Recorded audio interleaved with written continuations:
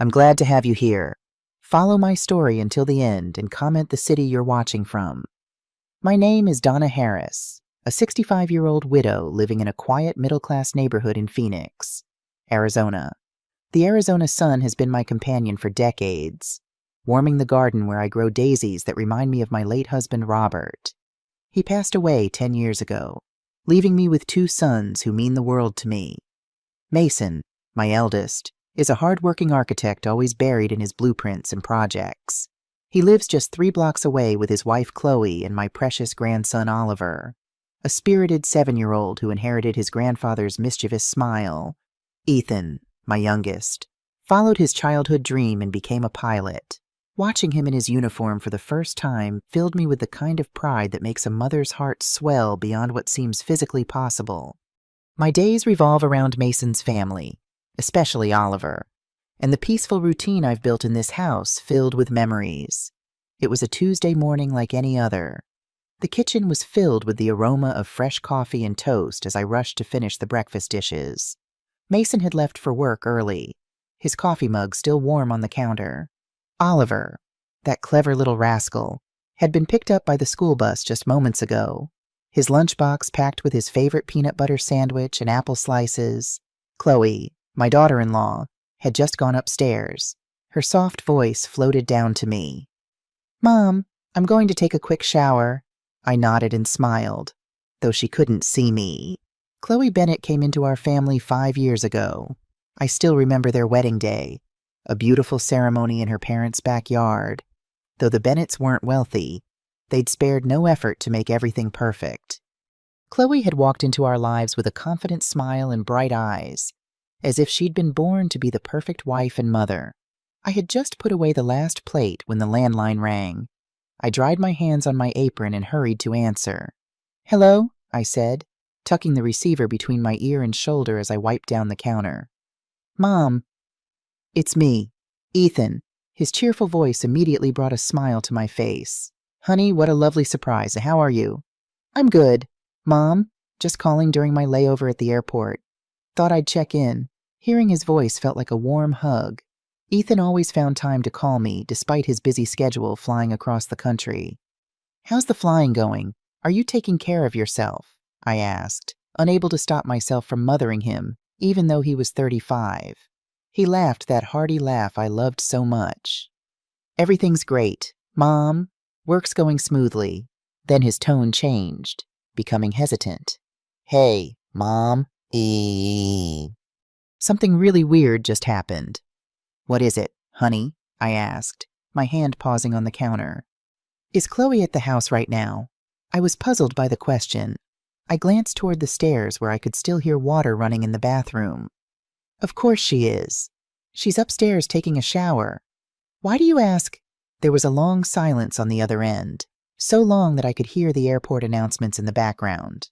"Mom," Ethan finally said, his voice now deadly serious. "That's impossible. I have her passport right here in my hand. She just boarded my flight to Paris." I laughed, thinking he must be mistaken. "Oh, honey, you must have seen someone who looks like her. I just spoke to Chloe less than 10 minutes ago. She's wearing that white blouse she always wears around the house." But Ethan didn't laugh. He didn't respond with his usual playful banter. "Mom, listen to me," he said slowly, as if trying to put his thoughts in order. "After all the passengers boarded, I realized I'd forgotten some paperwork and ran back to the gate. I found a passport on the floor near the boarding area.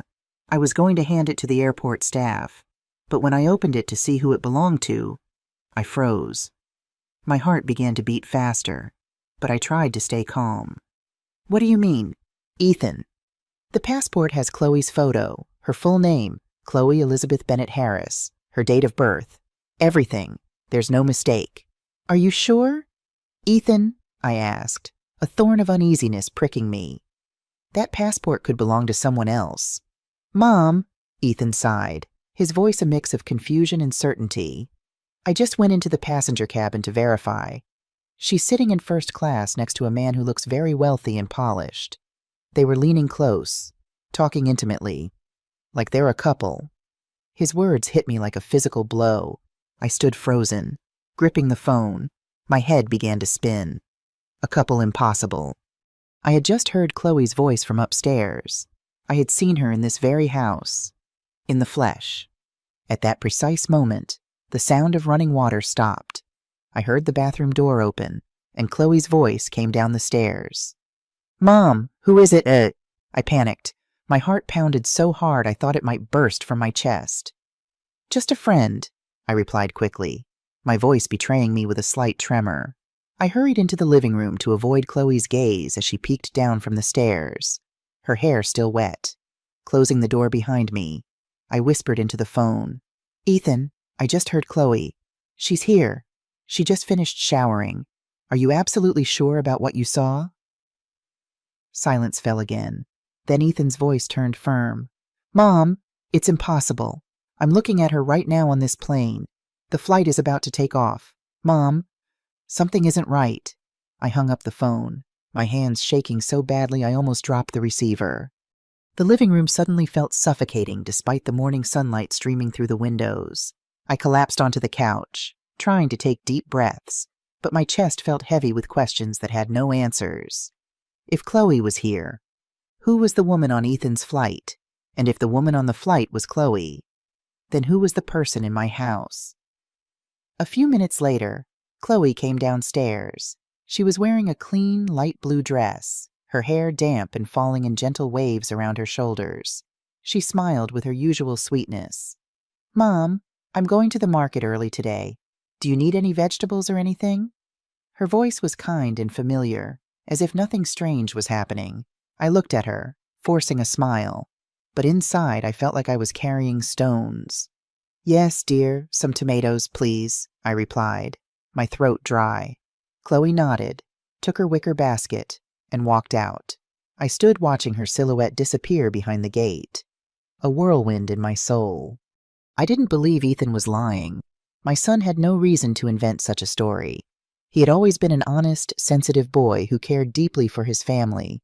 But Chloe, the daughter-in-law I had lived with for years, had also been right in front of me, unmistakable.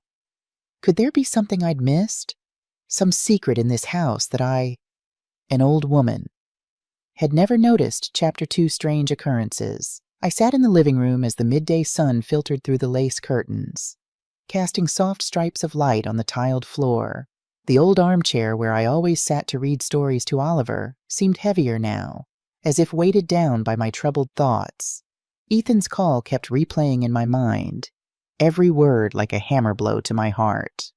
I looked around at the family photos on the wall, Mason and Chloe on their wedding day, newborn Oliver, and Ethan's radiant smile when he first put on his pilot's uniform. Those memories now seemed covered by a haze of doubt. I thought about Chloe, the daughter-in-law who had always been the perfect model in my eyes. Beautiful, industrious, always impeccable from the way she dressed to how she cared for Oliver. I had thought myself lucky to have a daughter-in-law like her. After Chloe left for the market, I remained seated at the kitchen table, unconsciously gripping the edge of the tablecloth. Ethan's call had made me re-examine small details that had seemed normal before. There were days when Chloe would leave the house saying she was going to the market or to visit a friend, but when she returned, she seemed different. One day she was all sweetness, hugging Oliver and singing him to sleep. But on other days, she was irritable and would snap at me for simply misplacing the salt shaker. I used to attribute these changes to the mood swings of a young woman. But now, I wasn't so sure. My heart felt knotted, as if someone was playing with all the memories I had cherished for so long. I remembered once, a few months ago, when Chloe picked up a pen to write the grocery list with her right hand. Her handwriting was straight and neat. But the next day, I saw her using her left hand, and her writing had more flourishes, as if she wasn't accustomed to it. "Since when do you write with your other hand, dear?" I had asked. She laughed and quickly replied, "Oh, just for fun. Mom, I'm practicing to be ambidextrous." I had nodded without giving it much thought, but now that detail had become a splinter in my mind. Lost in these thoughts, I barely noticed when the front door opened and Oliver ran in, his backpack bouncing.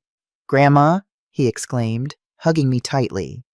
"My teacher gave me a gold star today because my drawing was the best." I stroked his head, trying to smile. but the weight in my chest remained. That's wonderful, sweetheart. I'm so proud of you. Oliver sat down and pulled out his notebook to show me. Grandma, look. Yesterday, Mom helped me with my homework using her right hand, and her writing was so pretty.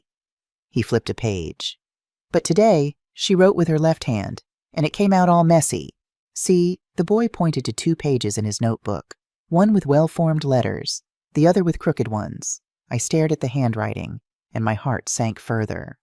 Your mom must have been busy today. Oliver, she was probably tired, I said, trying to hide my growing unease. But Oliver looked up with his innocent eyes. Grandma, Mom is so weird sometimes. Some days she hugs me really tight and reads me 3 stories, but other days she barely looks at me. My grandson's words were another stab to my heart. I hugged him close, trying to comfort him while my mind raced with questions I couldn't answer. Just then, the doorbell rang. I opened it to find Eleanor Wilson, my neighbor of 15 years, standing there with a casserole dish that Chloe had borrowed last week. Stella, your daughter-in-law is such a dear, she said with her usual warm smile. But then she lowered her voice. Though I noticed something odd yesterday, she handed me this dish with her left hand, and I could have sworn you once told me she was right-handed. I forced a smile. Maybe she's practicing with both hands. Eleanor, would you like to come in for tea? She nodded and joined me, but her comment was like another thorn in my already troubled heart. After Eleanor left, I sank onto the couch, my hand on my chest. I wasn't imagining things. Even the neighbors had noticed the inconsistencies. That afternoon, I went out to water the daisies I'd cared for over the years. The sun was setting, casting long shadows across the yard. But my soul couldn't find peace. The words of Oliver, of Eleanor, and Ethan's firm voice on the phone kept circling in my head like pebbles thrown into a calm lake, creating ripples that wouldn't stop. I was watering the plants, but my mind was elsewhere. Am I too old now to notice the strange things happening in my own house? I whispered to myself. Or have I been deliberately turning a blind eye, wanting to believe in the happy family I always dreamed of? Chloe returned from the market carrying her wicker basket. What caught my attention was that she was holding it with her left hand. I remembered perfectly that Chloe always used her right hand for everything, from chopping vegetables to combing Oliver's hair. What did you buy, Chloe? I asked, trying to sound casual while observing her closely. She smiled politely. I got some tomatoes, cilantro, and fresh fish. I'm going to make that roasted fish you like so much tonight. Sound good? Her voice was soft as always, but I couldn't help noticing her hands. The left one, no, now she was using her right. I nodded and turned away, pretending to wipe the table. But my heart was racing. Was I imagining things? Or were these small details trying to tell me something at dinner? The whole family gathered at the table. Mason was tired after a long day at the office, but still smiled at Oliver and asked about his day at school. Chloe ate slowly, delicately, and turned to Mason. Honey, don't forget the parent-teacher conference is next Tuesday. Make sure you take the afternoon off. I looked at her, trying to find the daughter-in-law I had been so proud of. But in my head, Ethan's voice kept echoing, she's sitting in first class next to a man. I bit my lip, trying to swallow my anxiety, but it felt like a stone lodged in my throat. Just 3 days later, everything felt different. Oliver dropped a glass of water during dinner, and the water splashed over the tablecloth. It's okay, sweetheart, I said quickly, grabbing a towel. Just be more careful next time. But Chloe, sitting across from him, suddenly frowned and snapped. Oliver, why are you so clumsy? Be more careful. I was stunned. I looked at Mason, who also frowned. Chloe, it was just an accident, he said quietly. She turned to him with a flash of anger in her eyes. You always defend him, and I end up looking like the bad guy in this house. The atmosphere at the table grew heavy. Oliver lowered his head, his eyes filling with tears. I hugged him, feeling a deep ache in my heart. Only a few days ago, Chloe had lovingly reminded Mason about the school conference, and now she seemed like a completely different person. I sat beside her, watching in silence, trying to piece together the puzzle in my mind. Today she was irritable. The other day she was sweet. Today she used her left hand. The other day, her right. These small differences were piling up, one by one, like pieces of a much larger secret. Chapter 3, Oliver's Perspective. A few days later, I took Oliver to school.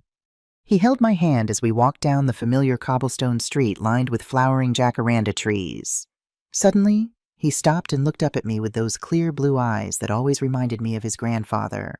"Grandma," he said in a small voice. "Yesterday, Mom helped me with my spelling homework, and she was so patient. She even drew little stars next to the words I got right." I smiled, squeezing his hand. "That's lovely, dear. But this morning," he continued, his voice dropping, "when I asked her to check my math, she said she was too busy and told me to figure it out myself. She didn't even look at my paper." I knelt down to his level, my knees protesting, but my heart aching more. "Your mom was probably just busy this morning. Oliver, don't be sad." He nodded, but his gaze remained troubled. "Sometimes I think I have two different moms. Grandma, the nice one, and the other one." His words sent a chill through me. I hugged him tightly, feeling utterly powerless. He was only 7 years old. How was he supposed to understand something that I myself couldn't figure out? As we continued walking, my mind drifted back to when Chloe first entered our lives. Mason had met her at a charity event where his architecture firm had donated design services. He had come home that night with a light in his eyes I hadn't seen since before his father passed. "Mom, I met someone," he had said, his voice full of wonder. "Her name is Chloe, and she's incredible." 3 months later, he brought her home for Sunday dinner. I remember how she had charmed us all, complimenting my cooking, asking Robert's favorite recipes, showing genuine interest in Ethan's flying stories. She had seemed perfect, beautiful, intelligent, and kind. Their wedding had been a joyous affair. I still keep a pressed flower from her bouquet in my Bible. When Oliver was born 2 years later, Chloe had been a devoted mother, spending hours rocking him, singing lullabies, documenting every milestone in a baby book with her neat handwriting. When had things started to change, I couldn't pinpoint an exact moment, but over the past year, something had shifted.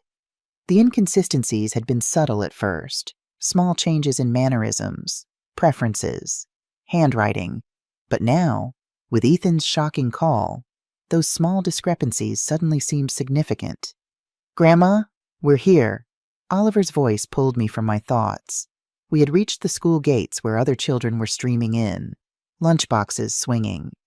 "Have a wonderful day, sweetheart," I said, bending down to kiss his forehead. "Remember, Grandma loves you very much."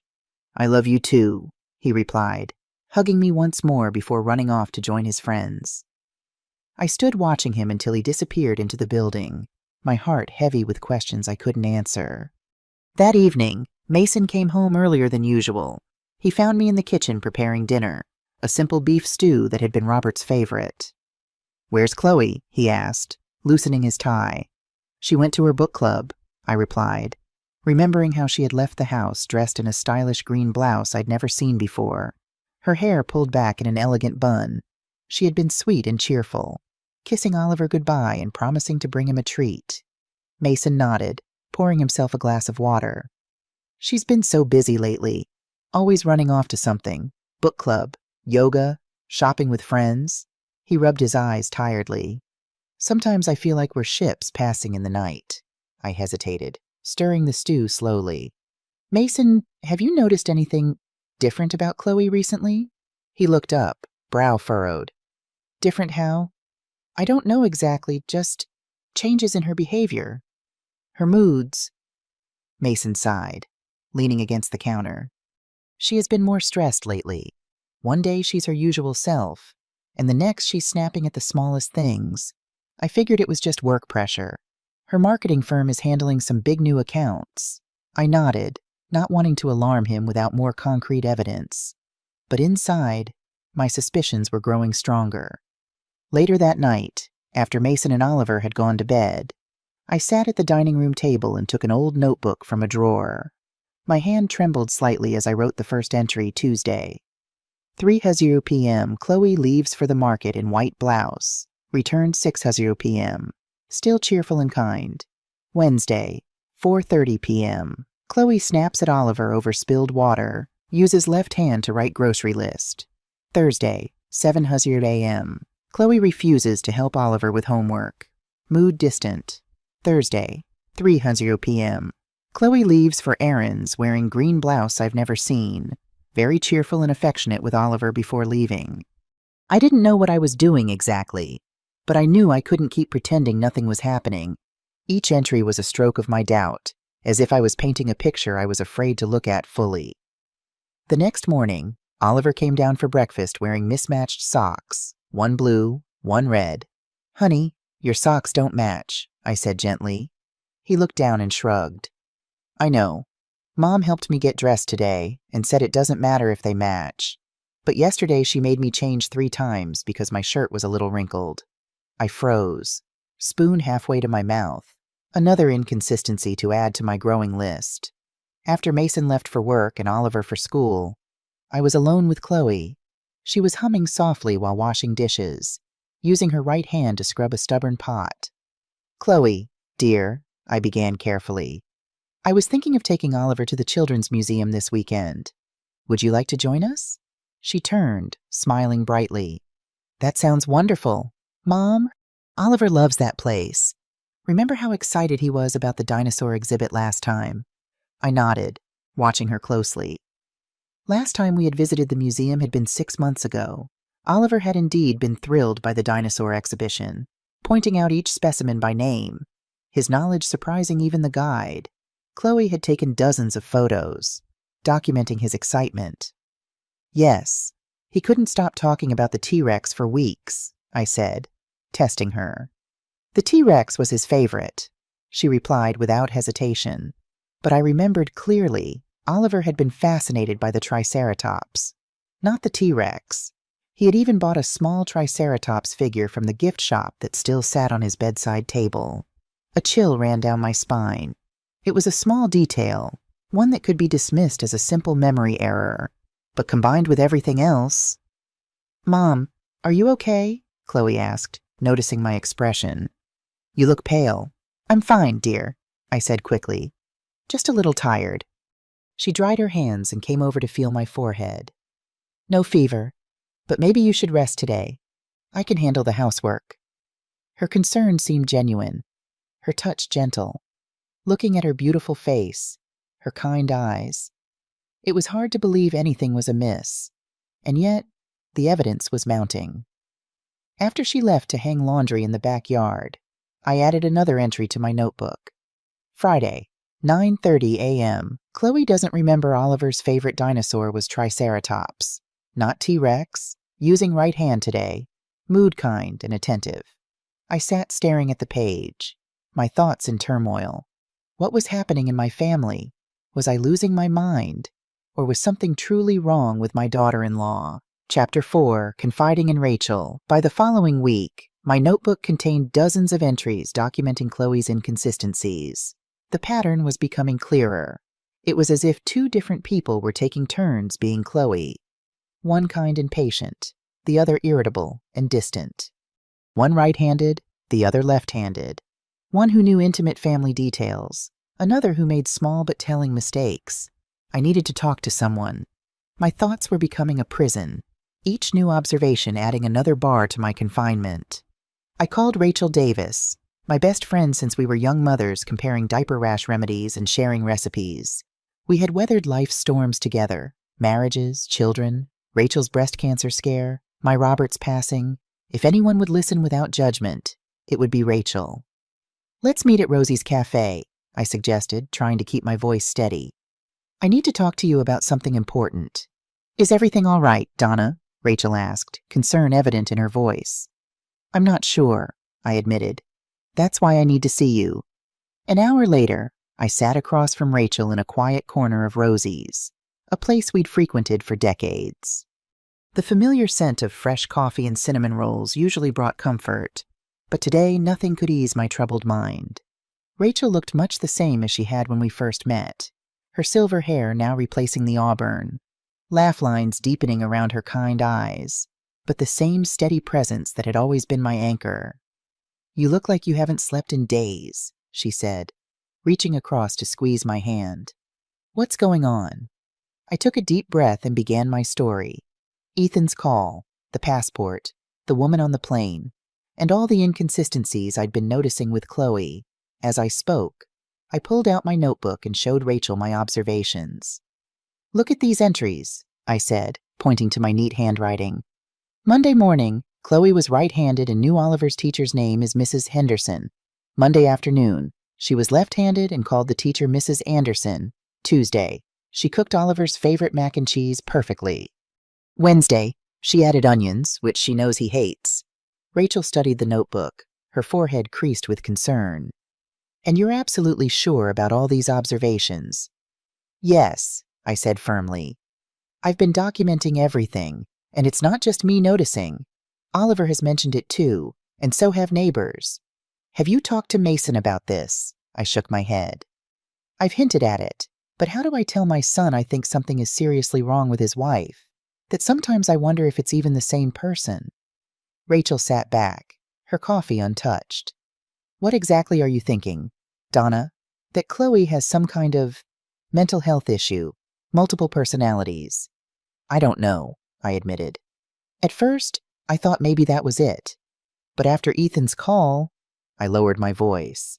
"Rachel, what if there really was another woman on that plane? What if there are two women who look exactly alike, both pretending to be Chloe?" Rachel's eyes widened. "That sounds like something from a movie. Donna, it's pretty far-fetched." "I know how it sounds," I said, frustration creeping into my voice. "But how else do you explain a woman identical to Chloe boarding a plane to Paris while Chloe is supposedly at home with me?" Rachel was silent for a moment, stirring her coffee thoughtfully. "What does your gut tell you? Donna, you've always had good instincts." I looked down at my trembling hands. "My gut is screaming that something is very wrong, that my family is in danger, that Mason and Oliver are being deceived somehow." "Then you need to find out the truth," Rachel said decisively. "Not just for your peace of mind, but for their safety." "But how if I confront Chloe directly? She'll deny everything. If I tell Mason my suspicions without proof, he'll think I'm losing my mind." Rachel leaned forward. "You need evidence, concrete proof that can't be explained away." "Like what?" "Follow her," Rachel suggested. "The next time she says she's going somewhere, follow her and see where she really goes. Take photos if you can." I hesitated. The thought of spying on my daughter-in-law felt wrong, invasive. "I don't know. Rachel?" "Donna," Rachel said firmly, taking both my hands in hers. "You can't live like this, consumed by doubt and fear. If your suspicions are wrong, no harm done. You'll have peace of mind. But if you're right, you could be protecting your family from something serious." I knew she was right. The uncertainty was eating me alive. I had to know the truth, whatever it might be. "Okay," I said with a determined nod. "I'll do it." As I drove home, Rachel's words echoed in my mind. "Trust your gut, Donna. A woman can't fool another woman easily, and a grandmother's instinct to protect her family is one of the strongest forces in nature." Back at home, I found Chloe in the kitchen preparing dinner. She smiled when I entered, the picture of a perfect daughter-in-law. "I made your favorite chicken pot pie, Mom," she said cheerfully. "And I picked up those lemon drops you like from the corner store." I thanked her, wondering which version of Chloe this was, the kind one who remembered my favorite candy, or the irritable one who had snapped at Oliver yesterday for leaving toys on the stairs. "Where did you go today?" I asked casually, putting away my purse. "Just some errands," she replied vaguely. "Post office, drugstore, you know." I nodded, not pressing further. But in my mind, I was already planning. The next time she left the house, I would follow her. I would discover where she really went and what she was hiding. The opportunity came sooner than I expected. The following morning, after Mason left for work and Oliver for school, Chloe announced she was going to her yoga class. "I'll be back around noon," she said, picking up her yoga mat and a small gym bag. Today she was wearing a pale yellow floral dress I'd never seen before, her hair pulled back in a neat ponytail. I waited until she was out of sight, then grabbed my car keys, a scarf to partially hide my face, and my cell phone. My heart was pounding as I backed out of the driveway, feeling like a character in one of those spy movies Ethan loved as a teenager. Chloe walked briskly down our street, but instead of turning right toward the yoga studio as she normally would, she turned left, heading downtown. I kept a safe distance, thankful that Phoenix's busy streets made it easy to blend in. After about 10 minutes, Chloe hailed a taxi. I followed in my car, maintaining several vehicles between us as the taxi headed toward a part of town I rarely visited, a working-class neighborhood with older homes and small businesses. The taxi stopped in front of a row of small apartments. Chloe paid the driver and walked quickly to the third building, disappearing inside. I parked across the street, my hands shaking on the steering wheel. What now? I couldn't just barge in after her. I decided to wait and watch. 20 minutes passed, then 30. I was about to give up when the door opened, and Chloe emerged, but she looked different. She was wearing a blue blouse instead of the yellow dress, and her hair was now loose around her shoulders. She walked in the opposite direction, not even glancing toward where I was parked. I made a quick decision and followed on foot, keeping my distance. Chloe, or whoever this was, stopped at a small cafe and met a man. Even from my position across the street, I could see he was handsome and well-dressed in an expensive-looking suit. They embraced intimately, then sat close together, holding hands across the table. My breath caught in my throat. Was Chloe having an affair? But something still didn't add up. The handwriting changes, the left hand, right hand inconsistency, Ethan's call about the woman on the plane. I took out my phone and snapped several photos of the couple, my hands trembling. Then I returned to my car and drove home, my mind racing with possibilities, each more disturbing than the last. When I arrived home, I was stunned to find Chloe in the kitchen, wearing her yellow dress, chopping vegetables for lunch. "You're back early," she said, looking up with a smile. "Yoga class was canceled. The instructor got sick. I thought I'd make a nice salad for lunch." I stood frozen in the doorway, unable to speak. How was this possible? I had just seen her, or someone who looked exactly like her, at a cafe with a strange man. She had been wearing a blue blouse, not this yellow dress. "Mom, are you okay?" Chloe asked, concern in her voice. "You look pale." "I'm fine," I managed to say. "Just a little tired from running errands." I retreated to my room, locking the door behind me. With shaking hands, I checked the photos on my phone. There she was, clearly visible. Chloe, or her double in a blue blouse, holding hands with an unknown man. I sat on the edge of my bed, my world tilting on its axis. This wasn't just mood swings or odd behavior. Something much stranger was happening, and I needed to get to the bottom of it, not just for my peace of mind, but for the safety of my family. I picked up my phone and texted Rachel, "You won't believe what I just saw. I need to talk to you ASAP." Then I added another entry to my notebook. Saturday, 10:30 a.m. Chloe leaves for yoga in yellow dress. Followed her to unknown apartment building. Emerges in blue blouse. Meets man at cafe. Return home to find Chloe in kitchen in yellow dress, claiming yoga was canceled. I stared at the words I'd written, the impossible truth beginning to take shape in my mind. One Chloe at home, another Chloe at a cafe. Two identical women, both claiming to be my daughter-in-law. But who were they really, and what did they want with my family? The truth, I was beginning to realize, might be far stranger and more dangerous than anything I had imagined. That evening, I met Rachel at her house, away from curious ears. I showed her the photos I'd taken, my hands still trembling slightly. "Look at this," I said, pointing to the image of Chloe in the blue blouse with the unknown man. "I took this at 11:15 this morning, and when I got home 15 minutes later, Chloe was in the kitchen in her yellow dress, claiming her yoga class was canceled." Rachel studied the photos, her expression grave. Unless she has the ability to teleport and change clothes in seconds, these are two different women. But they look identical. Rachel, same face, same hair color, same build. The only difference was their clothing and how they wore their hair. Rachel handed the phone back to me. Have you ever heard of doppelgangers, people who look exactly alike but aren't related? I shook my head. That seems too coincidental, and it doesn't explain why this other woman would be pretending to be Chloe.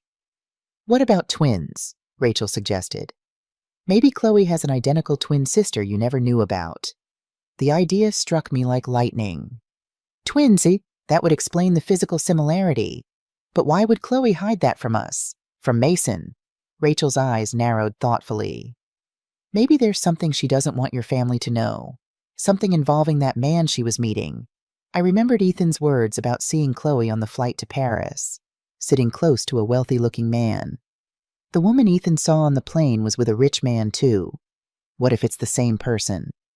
You need to find out who lives in that apartment building, Rachel said decisively. That's where the switch happened. If there are two women, that's where they're meeting. I nodded, determination replacing my fear. I'll go back tomorrow. I need to know what's happening to my family. The next morning was Sunday. Mason was home, planning to take Oliver to the park later. Chloe was in the kitchen making pancakes, the picture of domestic bliss. Today she was using her right hand to flip the pancakes, humming softly as she worked. Those smell wonderful, I said, pouring myself a cup of coffee. Chloe smiled brightly. I added a little vanilla, the way you taught me. Oliver requested chocolate chips in his. I watched her carefully. This seemed to be the good Chloe, attentive, thoughtful, remembering small details like Oliver's preference for chocolate chips in my recipe edition. Any plans for today? I asked casually. Just family time, she replied. Although I might run to the store later if we need anything. I nodded, already planning. If she left the house, I would follow her again. The opportunity came after lunch. Chloe announced she was going to pick up a prescription at the pharmacy. I won't be long, she said, kissing Mason on the cheek. Today she was wearing a simple white blouse and jeans, her hair pulled back in a loose bun. I waited 5 minutes, then made my excuse. I just remembered I need to drop off a book at Rachel's. I'll be back soon. Mason, engrossed in a game with Oliver, barely looked up. Drive safe, Mom. I followed Chloe at a distance, my heart pounding.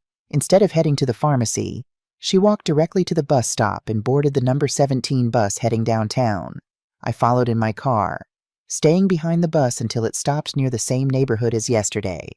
Chloe got off and walked quickly to the same apartment building. This time, I was prepared. I parked my car and approached the building after she went inside, looking at the names listed by the buzzers. There, on apartment 3B, was a label that made my blood run cold. Williams. Williams was Chloe's maiden name before she married Mason. The S could stand for a sibling, a sister perhaps. I took a photo of the name tag, then retreated to my car to wait. 20 minutes later, Chloe emerged, but again, she looked different. Now she was wearing a blue dress I'd never seen before, and her hair was down. She walked with purpose toward the main street, hailed a taxi, and disappeared. I made a split-second decision. Instead of following her, I approached the apartment building again. This time, I pressed the buzzer for 3B. Hello, a female voice answered, sounding exactly like Chloe's. My voice caught in my throat. I'm looking for the Williams residence. Who is this? The voice asked cautiously. My name is Donna Harris, I said, deciding honesty might be my best approach. I'm Mason Harris's mother. There was a long silence, then a buzz as the door unlocked. 3rd floor, the voice said, sounding resigned. My legs felt like lead as I climbed the stairs. Apartment 3B was at the end of a narrow hallway with peeling wallpaper. The door was slightly ajar. Come in, called the same voice, Chloe's voice. I pushed the door open slowly, my hand trembling. The apartment was small and sparsely furnished, but clean. Sitting on a worn sofa was a young woman who looked exactly like my daughter-in-law. The same delicate features, the same dark hair, the same build. The only difference was her expression wary, nervous, and tinged with guilt. Who are you? I asked, though I was beginning to piece together the impossible truth. The woman wrung her hands. My name is Sophia Williams. I think you already know who I am. Mrs. Harris. You look exactly like Chloe, I said, stating the obvious while my mind raced. Sophia nodded. I should, considering we're identical twins. The confirmation of my suspicion hit me like a physical blow. Twins, I repeated, lowering myself into a chair. And does my son know his wife has an identical twin sister? Sophia looked down, guilt written across her face. No, no one in your family knows about me. Chloe made sure of that. Why? I demanded, finding my voice growing stronger with indignation. Why would she hide your existence from us? Before Sophia could answer, another voice joined the conversation. Because Sophia wasn't part of the plan. I turned to see a young woman standing in the doorway to what must be the bedroom. She was thin with intelligent eyes, and her hair pulled back in a practical bun. I'm Jessica Miller, Sophia's roommate, she introduced herself. And I think it's time Mrs. Harris learned the truth about what's been happening. Sophia shot Jessica a panicked look. Jess, I can't. You can and you should. Jessica interrupted firmly. This has gone on long enough. It's wrong, and you know it. I looked between them, desperate for answers. Please, just tell me what's going on. What has been happening in my home with my family? Sophia took a deep breath, her shoulders slumping in defeat. Chloe and I were separated as babies. Our parents were very poor, and they couldn't keep both of us. Chloe stayed with them, and I was adopted by the Williams family. I never knew I had a twin, she continued. I grew up in a modest home just outside Phoenix. My adoptive parents did their best, but we struggled financially. About 2 years ago, I was selling flowers at a market stall when a woman approached me, a woman who looked exactly like me. It was Chloe. She was shocked, and so was I. We talked for hours that day. She told me about her life, her marriage to Mason, your family. I told her about my struggles, about my adoptive parents mounting medical bills. My father has emphysema, and my mother has severe arthritis. Jessica interjected, her voice hard. Then Chloe saw an opportunity. Tell her what happened next. Sophia. Sophia's voice dropped to almost a whisper. A few weeks later, Chloe came to me with a proposition. She said she needed breaks from her family life sometimes. She offered to pay me to pretend to be her occasionally, just for a few hours here and there. The money was more than I could refuse. With my parents' medical expenses piling up, my heart sank as the pieces fell into place. So sometimes it's been you in my house, not Chloe. Sophia nodded miserably.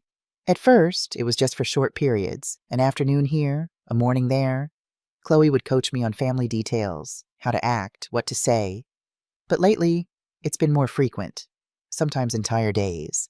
And where is Chloe during these times, I asked, though I feared I already knew the answer. Jessica answered bluntly. With Daniel Robertson, a wealthy businessman she met last year. They've been having an affair for months. The name hit me like a slap. Daniel Robertson, the mysterious man from the cafe. The man Ethan might have seen on the plane to Paris. The flight to Paris, I murmured. That was Chloe on that plane. Wasn't it with this Daniel person? Sophia nodded. Yes. She called me in a panic that morning. She had dropped her passport at the gate and couldn't find it. She was afraid someone would discover it and her secret would be exposed. I didn't know your other son was the pilot on that flight. I felt sick to my stomach. So all this time, when Chloe was supposedly at yoga classes or book clubs or running errands, she was with Daniel, Jessica confirmed. And Sophia was filling in, playing happy family with your son and grandson. I turned to Sophia, anger building. How could you do this, deceive my son, play with my grandson's emotions? Do you have any idea how confused Oliver has been? Tears welled in Sophia's eyes. I'm sorry, Mrs. Harris. I never meant to hurt anyone. At first, I told myself it was harmless, just a few hours of pretending while Chloe took some time for herself. But then it became more frequent, and I started to suspect what was really happening. When did you realize she was having an affair? I asked. About 6 months ago. Sophia admitted. I saw them together by accident. I confronted Chloe, but she threatened to stop helping with my parents' medical bills if I didn't continue our arrangement. Jessica put a protective hand on Sophia's shoulder. Sophia has been trapped. Mrs. Harris. Chloe has been using her financial desperation to manipulate her. I sat back, trying to process the enormity of the deception. My daughter-in-law had an identical twin sister no one knew about. She'd been using her sister as a stand-in while carrying on an affair with another man. My son and grandson had been living with an imposter on and off for months without realizing it. The different handwriting, I said, pieces continuing to fall into place. Chloe is right-handed, and you're left-handed. Sophia nodded. Yes, I tried to use my right hand when I remembered, but sometimes I'd forget. And the way you treated Oliver, sometimes loving, sometimes distant. I love Oliver, Sophia said earnestly, leaning forward. I truly do. When I'm with him, I try to be the best mother figure I can be. But I don't know him as well as Chloe does. I don't always know his preferences or routines. Sophia is naturally warm and patient, Jessica added. Much more so than Chloe. From what I've seen, that's why Oliver probably preferred the days when Sophia was there instead of his actual mother. The irony was painful. My grandson had been forming a deeper bond with his aunt, a woman who wasn't even supposed to be in his life, than with his own mother. What happens now? I asked, looking directly at Sophia. Will you continue this charade? Keep deceiving my family? Sophia shook her head, tears streaming down her face. No, I've wanted to stop for months, but I didn't know how. I need the money for my parents, but the guilt has been eating me alive, especially when Oliver started to get attached to me. He's such a sweet boy. Mrs. Harris, Jessica spoke up. That's why I convinced Sophia to talk to you. This has to end before more people get hurt. I stood up, suddenly feeling every one of my 65 years. I need proof, something concrete I can show Mason if necessary. Jessica disappeared into another room and returned with a small stack of photographs. I've been documenting this for a while, in case Sophia needed protection. Here's Chloe with Daniel at various locations, and here are some of Sophia's text messages with Chloe arranging the switches. I took the photos, my hands steady now despite the turmoil inside. Thank you for telling me the truth, both of you. As I turned to leave, Sophia called after me. Mrs. Harris, what are you going to do? I paused at the door. What any mother would do. Protect my family. Chapter 6, The Mystery House. The drive home was a blur. My mind raced with everything I'd learned. Chloe, my daughter-in-law, my son's wife, my grandson's mother, had been living a double life, using her identical twin sister as a stand-in while she carried on an affair. The betrayal cut deep, not just of Mason and Oliver, but of our entire family. We had welcomed Chloe into our home, our hearts, our lives, and she had repaid that trust with deception. Back at home, I found Mason and Oliver playing a board game in the living room. No sign of Chloe, or Sophia pretending to be Chloe. Where's Chloe? I asked, trying to keep my voice neutral. She called and said she ran into an old friend at the pharmacy, Mason replied, moving his game piece. She's having coffee with her and will be back for dinner. I nodded, wondering which woman would walk through our door later, the real Chloe or her twin sister playing the part. I retreated to my room, needing time to think. The evidence was overwhelming, but how could I present it to Mason without destroying him? He loved Chloe. They had built a life together, had a child together. Revealing her betrayal would shatter that life. But could I stay silent? Allow this deception to continue? What about Oliver, bouncing between two different mothers without understanding why his mom's behavior was so inconsistent? I took out my phone and called Ethan. My younger son had been the first to stumble upon this mystery, and I needed his clear-headed advice. Mom, he answered on the second ring. Is everything okay? Ethan, I said, keeping my voice low. I need you to come home as soon as possible. Something serious is happening with Chloe, and I need your help. There was a pause. This is about what I saw on the plane, isn't it? Yes, and much more. How soon can you get here? I have a layover in Phoenix tomorrow. I can stay for a couple of days before my next flight. Perfect. And Ethan, don't mention this to Mason yet. I need to figure out how to handle this. After hanging up, I sat on my bed, staring at the family photos on my nightstand. Mason and Chloe on their wedding day, both beaming with happiness. Oliver as a newborn, cradled in Chloe's arms. Holiday gatherings, birthday celebrations, weekend outings, moments I had believed were genuine, but now questioned. Had it been Chloe in those moments? Or Sophia? How much of our family life had been a lie? The sound of the front door opening jolted me from my thoughts. I heard Chloe's voice greeting Mason and Oliver, followed by Oliver's excited chatter about the game he was playing with his dad. I steeled myself and went to join them, determined to observe closely. Which version of my daughter-in-law had returned Chloe was in the kitchen, unpacking groceries. Apparently, she'd stopped at the store after her coffee with a friend. She was using her right hand, her movements confident and familiar. When Oliver ran in to show her a drawing, she praised it but quickly returned to her task, her attention divided. This was the real Chloe, I was certain. Less patient, more efficient, focused more on appearances than emotional connection. Need any help? I offered, watching her reaction. No thanks. Mom, I've got it, she replied with a quick smile that didn't quite reach her eyes. I picked up those steaks Mason likes for dinner. I nodded, continuing my observation. Did you enjoy catching up with your friend? Oh, yes, she said vaguely. It was nice to reconnect. Anyone I know? I pressed gently. Chloe hesitated for just a fraction of a second. Just a college friend passing through town. No one you've met? The lies came so easily to her. I wondered how many times I had accepted similar vague explanations without question. That night at dinner, I watched Chloe interact with Mason and Oliver. She was pleasant but distant, checking her phone frequently beneath the table. When Oliver spilled his milk, she sighed with irritation before cleaning it up, her movements efficient but lacking warmth.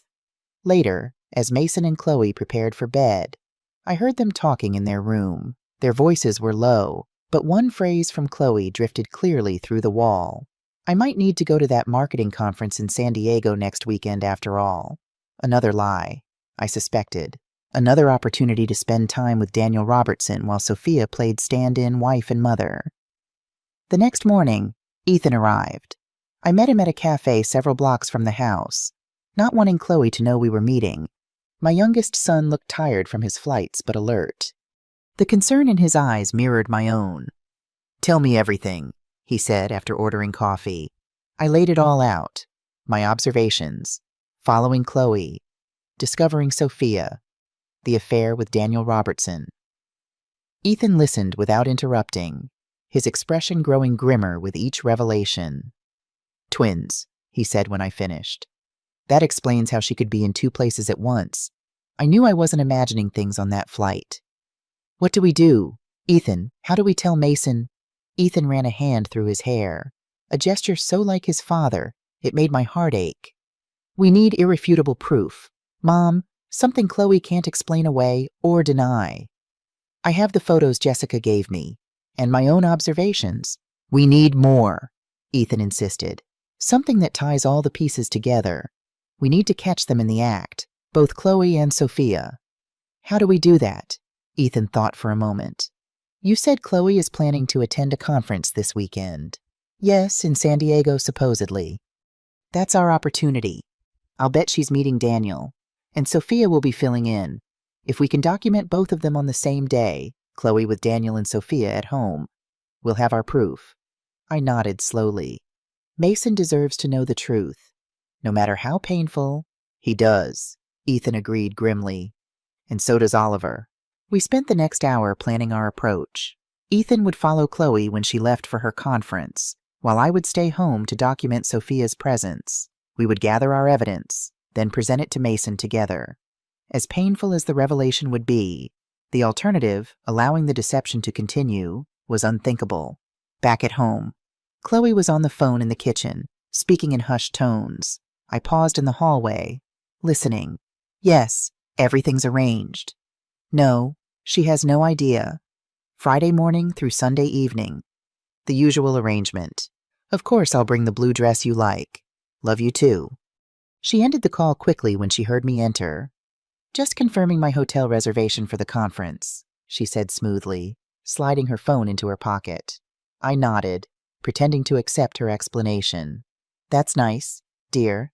I hope you learn a lot at the conference. Chloe smiled, but I caught the flicker of relief in her eyes. I'm sure I will. Mom? Friday morning arrived. Chloe left early, kissing Mason goodbye at the door, her overnight bag packed for her professional development weekend. Mason looked disappointed to see her go, but accepted her explanation without question. Call me tonight, he said, hugging her. Of course, she promised, her eyes not quite meeting his. Take care of Oliver. As soon as she left, Ethan followed in his rental car. I stayed behind, waiting for Sophia to arrive and take Chloe's place for the weekend. Around noon, the doorbell rang. I opened it to find a woman who looked exactly like Chloe standing there with a small bag. She was wearing a light blue dress I'd seen Chloe wear many times, her hair styled identically to how Chloe usually wore hers. Hi, Mom, she said with a warm smile that was slightly hesitant. I finished my morning sessions early and decided to come home for lunch before the afternoon workshops. Sophia, playing her part as instructed. Come in, dear, I said, letting her pass. Mason's still at work, and Oliver is at his friend Tyler's house until 3. Sophia visibly relaxed, probably glad she didn't have to maintain her act quite yet. She set her bag down and moved toward the kitchen with the familiar ease of someone who had been in this house many times before. Would you like some lunch? I offered, watching her closely. That would be nice, she replied, automatically reaching for plates with her left hand. We ate sandwiches in relative silence. I could see the guilt in her eyes every time she looked at me, knowing that I knew her secret. Sophia, I said quietly when we had finished eating, this has to stop. She froze, her eyes widening. Chloe said you wouldn't say anything, that you didn't have enough proof. I have more than enough, I replied calmly. And Ethan is gathering more as we speak. He's following Chloe to her meeting with Daniel. Sophia's shoulders slumped. I never wanted to hurt your family. Mrs. Harris, my parents need specialized medical care. And I couldn't afford it. Chloe offered money, more than I could make in months at my regular job. I understand desperation, I said gently. But this deception is hurting my son and grandson. You've seen how confused Oliver is by the inconsistent treatment. Tears welled in Sophia's eyes. I love Oliver. I truly do. When I'm here, I try to give him all the love and attention I can. I read to him, play with him, listen to him. Things Chloe often doesn't make time for. That explained why Oliver sometimes preferred the nice mom. Sophia had been giving him the maternal attention Chloe was withholding. And Mason, I asked, what about deceiving my son? Sophia looked down at her hands. Chloe and I have an agreement. I leave before bedtime. I understood what she was trying to say. The deception hadn't extended to the most intimate aspects of Mason and Chloe's marriage. Small comfort, but something. I need you to tell me everything, I said. How long has this been going on? How often do you switch places? When did the affair with Daniel start? Sophia took a deep breath. Chloe found me about 2 years ago. The switching started about 18 months ago, just occasionally at first, maybe once a month for a few hours. She said she needed breaks, time for herself. But 6 months ago, it increased. That's when I realized she was seeing Daniel. I confronted her, and she admitted it. She said she'd met him at a marketing event for her firm. He's some kind of investment banker, very wealthy. They started seeing each other, and she needed me to cover for her more often. Did she ever talk about leaving Mason? I asked, dreading the answer. Sophia hesitated. She said Daniel wanted her to leave, to be with him permanently. But she was hesitant because of the prenuptial agreement. If she leaves Mason, she gets nothing. No alimony, no property. She wants to wait until Daniel proposes formally, gives her financial security. The calculated coldness of it stunned me. Chloe was playing both sides, maintaining her marriage until she was certain of a more profitable alternative. What about Oliver? I asked. Her own son. Sophia looked pained. She said Daniel isn't really a kid person, that they would figure something out. as if her child was an inconvenient detail to be resolved, not a human being who would be devastated by his mother's abandonment. "Does Mason suspect anything?" I asked. "I don't think so," Sophia replied. "He's so trusting, so devoted to her. He notices the mood changes, but he attributes them to stress or hormones. He makes excuses for her." Just then, my phone buzzed with a text from Ethan. "Followed C to airport. She's with a man matching Daniel's description. They're boarding a flight to Cabo, not San Diego. Taking photos now." I showed the message to Sophia, whose face crumpled. "She told me it was a business trip to San Diego. I'm supposed to stay here all weekend." "She lied to you too," I said gently. Sophia wiped her eyes. "What happens now?" Before I could answer, the front door opened and Mason walked in. He had come home early, unannounced. "Hey," he said, smiling at Sophia, believing her to be his wife. "Thought I'd surprise you and take the afternoon off." "Aren't you supposed to be at your conference?" Sophia froze, panic in her eyes. I stepped in smoothly. "Chloe wasn't feeling well, so she came home to rest before the afternoon sessions," I explained. "Isn't that right, dear?" Sophia nodded mutely, her face pale. Mason frowned, concerned. "You do look a bit off, honey. Maybe you should skip the conference if you're coming down with something." "Maybe," Sophia managed to say. My phone buzzed again, another text from Ethan, this time with photos attached Chloe and Daniel at the airport, boarding passes to Cabo visible in their hands, sharing an intimate kiss before boarding.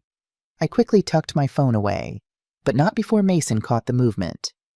"Everything okay, Mom?" he asked.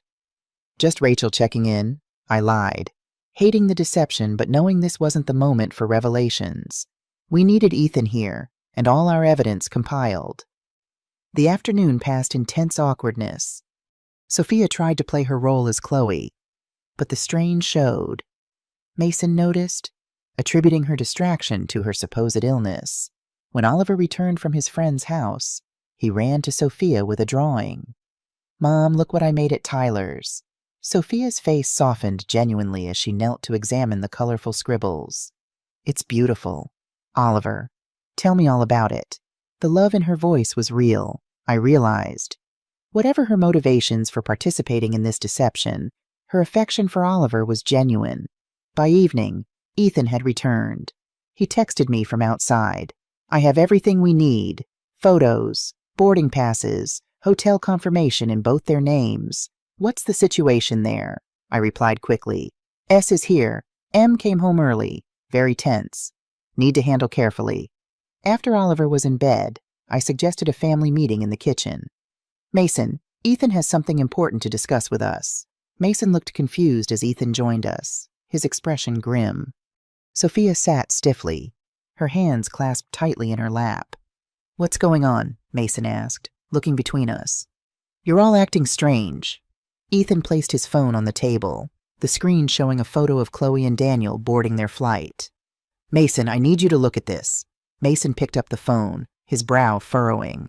"Is that Chloe? Who's that man? And why does it say Cabo San Lucas on the boarding gate?" "That's what we need to talk about," I said gently. "That photo was taken today, while your wife was supposedly at a conference in San Diego." Mason looked up, confusion and the first spark of anger in his eyes. "What are you saying that Chloe is lying about where she is?" He turned to Sophia. "Is this true? Are you in Cabo with some man instead of at your conference?" Sophia's eyes filled with tears, unable to maintain the charade any longer. "Mason, I'm not Chloe." Chapter 7, The Twin Secret. Mason stared at Sophia, uncomprehending. "What do you mean you're not Chloe? Of course you are." "No, Mason," I said gently. "This is Sophia Williams, Chloe's identical twin sister." Mason shook his head, disbelief written across his face. "Twin sister, that's impossible. Chloe doesn't have a sister. She would have told me."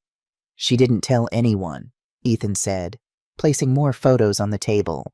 Pictures Jessica had given me showing Chloe and Sophia together, their identical faces unmistakable. Mason stared at the photos, his hands beginning to shake. "I don't understand. What is this?" Sophia spoke, her voice trembling. Chloe and I were separated as babies. Our parents couldn't afford to keep both of us. I was adopted by the Williams family and grew up not knowing I had a twin.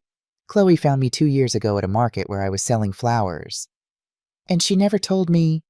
Mason's voice rose in disbelief. She discovered she had an identical twin sister and never thought to mention it to her husband. There's more, I said softly. For the past 18 months, Chloe has been using Sophia as a stand-in. When Chloe says she's going to yoga or book club or, like now, a business conference, she's actually meeting this man. I pointed to Daniel in the photos. And Sophia comes here and pretends to be Chloe. Mason's face drained of color. He looked at Sophia with new eyes, searching her face. So sometimes when I thought I was with my wife, it was actually you. Sophia nodded miserably. I'm so sorry. Mason, I never wanted to hurt you or Oliver. Chloe was paying me to help with my parents' medical bills. They're very ill, and I couldn't afford their care. How often? Mason demanded, his voice hardening.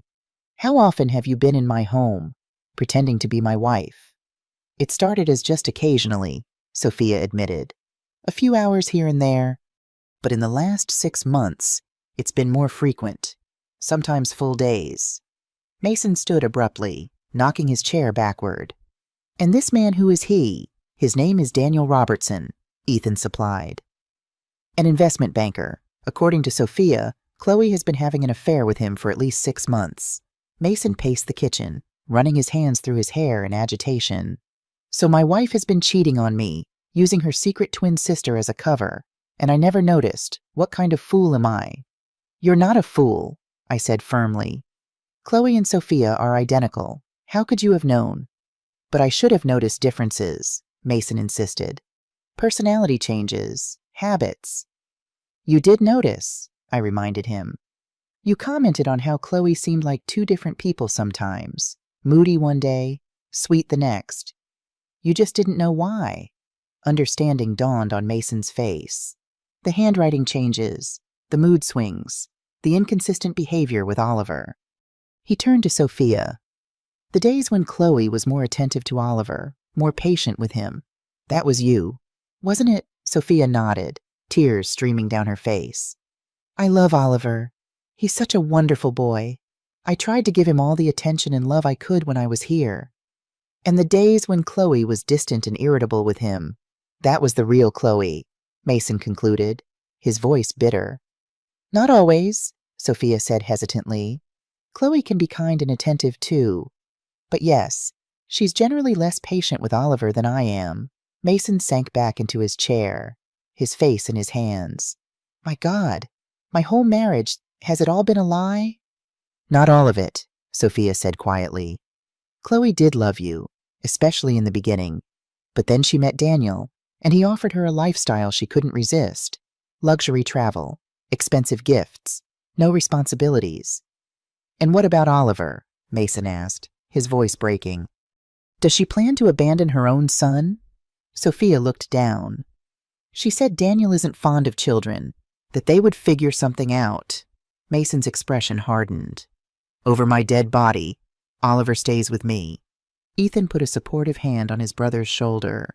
We have all the evidence, Mason, photos of Chloe with Daniel, documentation of their trip to Cabo, text messages between Chloe and Sophia arranging the switches.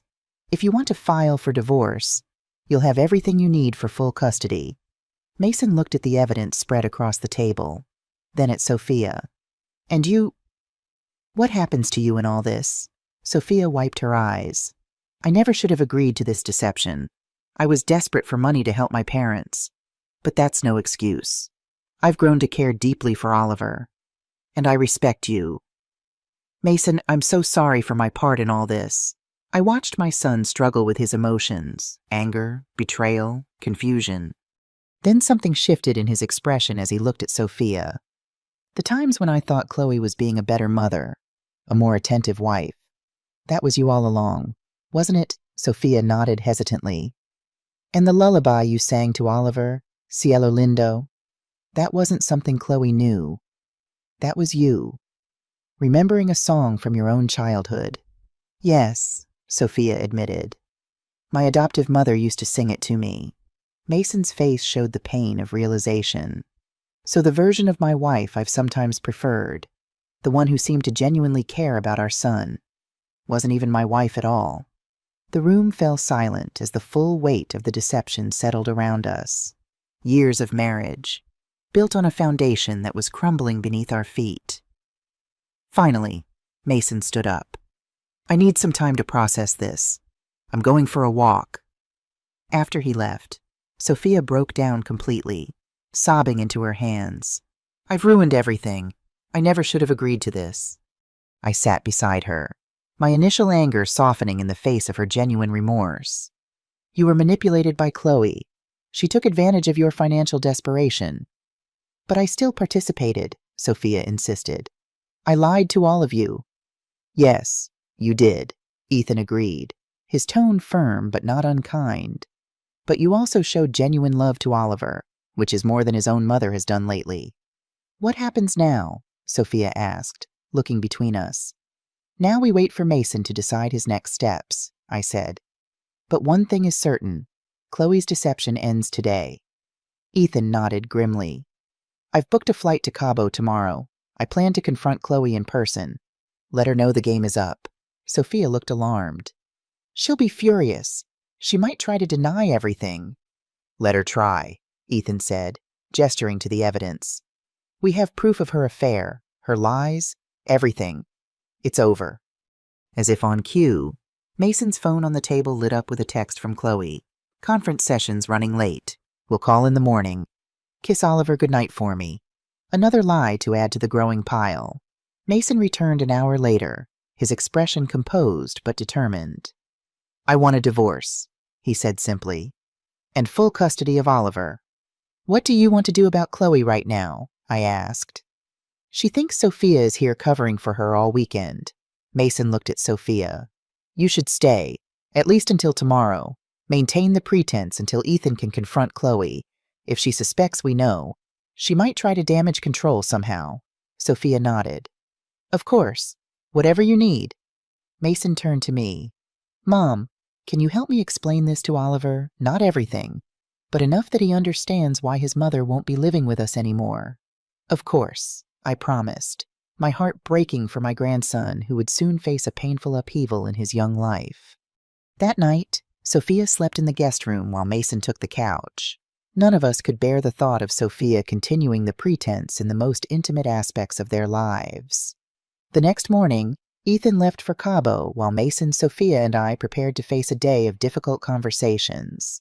We decided to start with Oliver. Mason sat his son down in the living room, with me beside him for support. Oliver, buddy, I need to talk to you about something important. Oliver looked between us, his young face already sensing something was wrong. Is it about Mom being weird sometimes? Mason smiled sadly. You're a smart kid. You know that. Yes, it's about Mom. You know how sometimes she seems like two different people, sometimes really nice and patient, and other times not so much? Oliver nodded solemnly. Yeah, sometimes she reads me 3 stories and hugs me a lot, and sometimes she says she's too busy.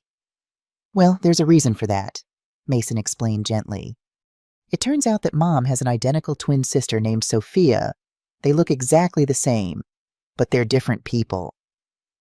Oliver's eyes widened. Like the twins in my class, Emma and Olivia. Exactly like that, Mason confirmed. And sometimes when Mom was busy, Sophia would come stay with us and pretend to be Mom. So, sometimes my mom wasn't really my mom, it was her sister.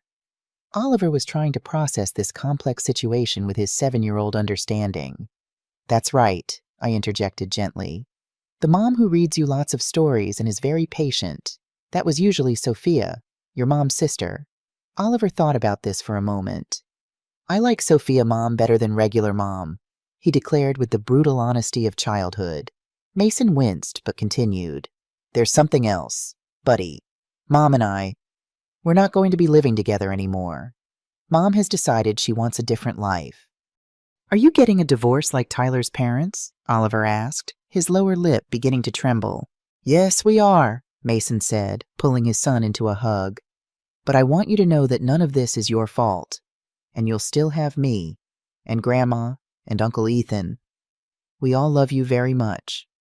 "Will I still see Mom?" Oliver asked in a small voice. Mason hesitated, unsure how to answer. "That will depend on what Mom wants. But no matter what, you'll always have people who love you and take care of you." Oliver nodded against his father's chest, processing this information in his own way. Then he looked up. "Can I still see Sophia, Mom? Sometimes I like her." Mason glanced at me, then back at his son. "We'll have to see about that, buddy, but Sophia cares about you too." Later that afternoon, Ethan called from Cabo. "I found them," he reported. "They're staying at the Casa del Mar Resort, in a luxury suite. I haven't approached them yet, but I've documented their presence with photos.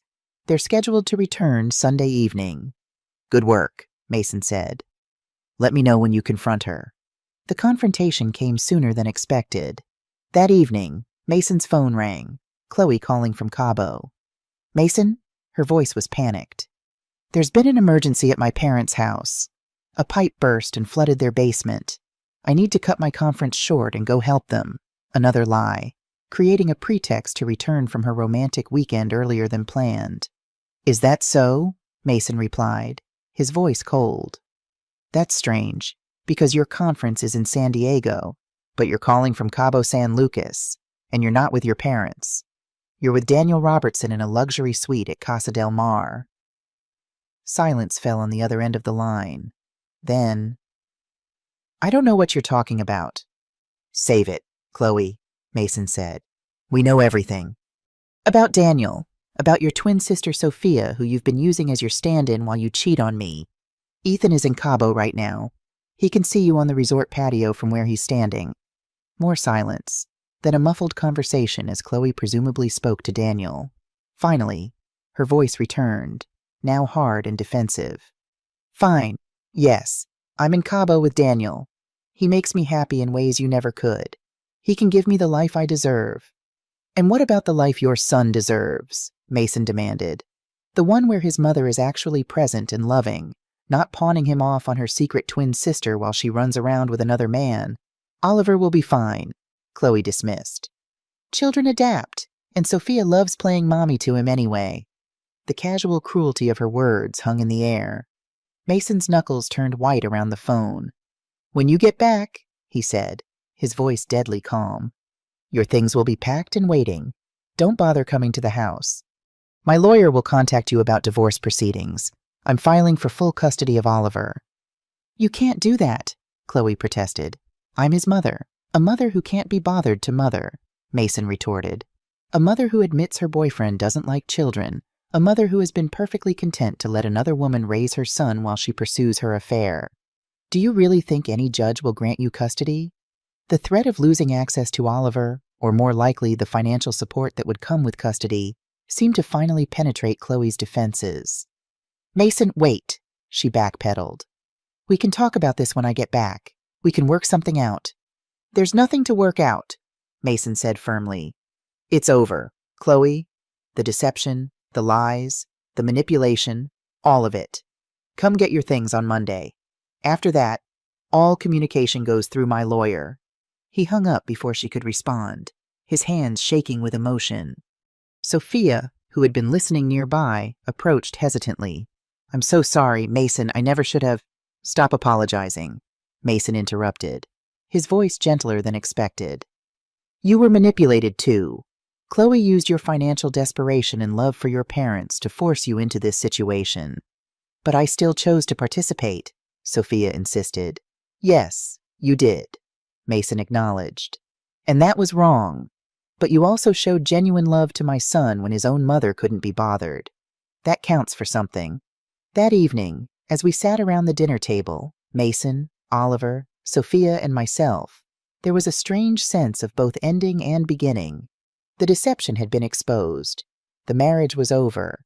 But there was also a sense of truth finally prevailing. Oliver, resilient as children often are, seemed to be adjusting to the idea that sometimes his mom had actually been his aunt. In fact, he appeared almost relieved to have an explanation for the inconsistent behavior he'd observed. "So you're Sophia, Mom?" he asked directly. looking at Sophia across the table. She nodded, a sad smile on her face. Yes, Oliver, I'm your Aunt Sophia. I like you, he said simply. You read stories better than regular Mom. Despite the heartbreak of the situation, a small chuckle escaped from Mason. Even in the midst of family crisis, children could cut through to simple truths. What happens now? I asked as Oliver went upstairs to get ready for bed. Mason looked at Sophia thoughtfully. Sophia, what will you do? Will you stay in Phoenix? I should get back to my parents, she said. They need me, especially now that Chloe's financial support will end. I could help, Mason offered, surprising us all. Not as part of any deception, but because it's the right thing to do. Your parents shouldn't suffer because of what Chloe did. Tears welled in Sophia's eyes. That's incredibly generous, Mason, especially after everything that's happened. I meant what I said to Oliver, Mason continued. You've been good to him, shown him real love and attention. That matters to me. I watched this exchange with mixed emotions. My son's marriage was ending, but he was showing remarkable compassion in the face of betrayal. And Sophia, despite her role in the deception, had genuinely cared for my grandson when her sister had not. As we prepared to face the aftermath of this family earthquake, the divorce, custody arrangements, telling friends and extended family, I found myself reflecting on the strange journey that had led us here. It had begun with a phone call from Ethan, noticing something impossible. It had led to the unraveling of years of deception, but also to the discovery of unexpected connections. Oliver had gained an aunt who truly loved him. Mason had found the strength to end a marriage built on lies. And I had followed my instincts to protect my family, even when the truth was almost too bizarre to believe. The road ahead would be difficult, but at least now we were walking in truth, not shadows. Sunday evening arrived with a storm brewing both outside and within our family. Rain lashed against the windows as we waited for Ethan to return from Cabo. Mason had spent the day consulting with a divorce attorney over the phone, laying the groundwork for the legal battle ahead. Sophia had returned to her apartment to check on her parents and gather her thoughts. Oliver, remarkably resilient, had spent the afternoon building a fort in the living room, seemingly adapting to the strange new reality where his mom was sometimes actually his aunt. Children possess an extraordinary ability to accept the unacceptable. I thought, watching him arrange pillows with serious concentration. Grandma, when is Uncle Ethan coming back? Oliver asked, poking his head out from his blanket fortress. Soon, sweetheart, I replied, checking my watch. His flight should be landing about now. Is Mom coming back too? His innocent question carried layers of complexity that he couldn't possibly understand. Mason looked up from his laptop, where he'd been documenting the timeline of Chloe's deception. No, buddy.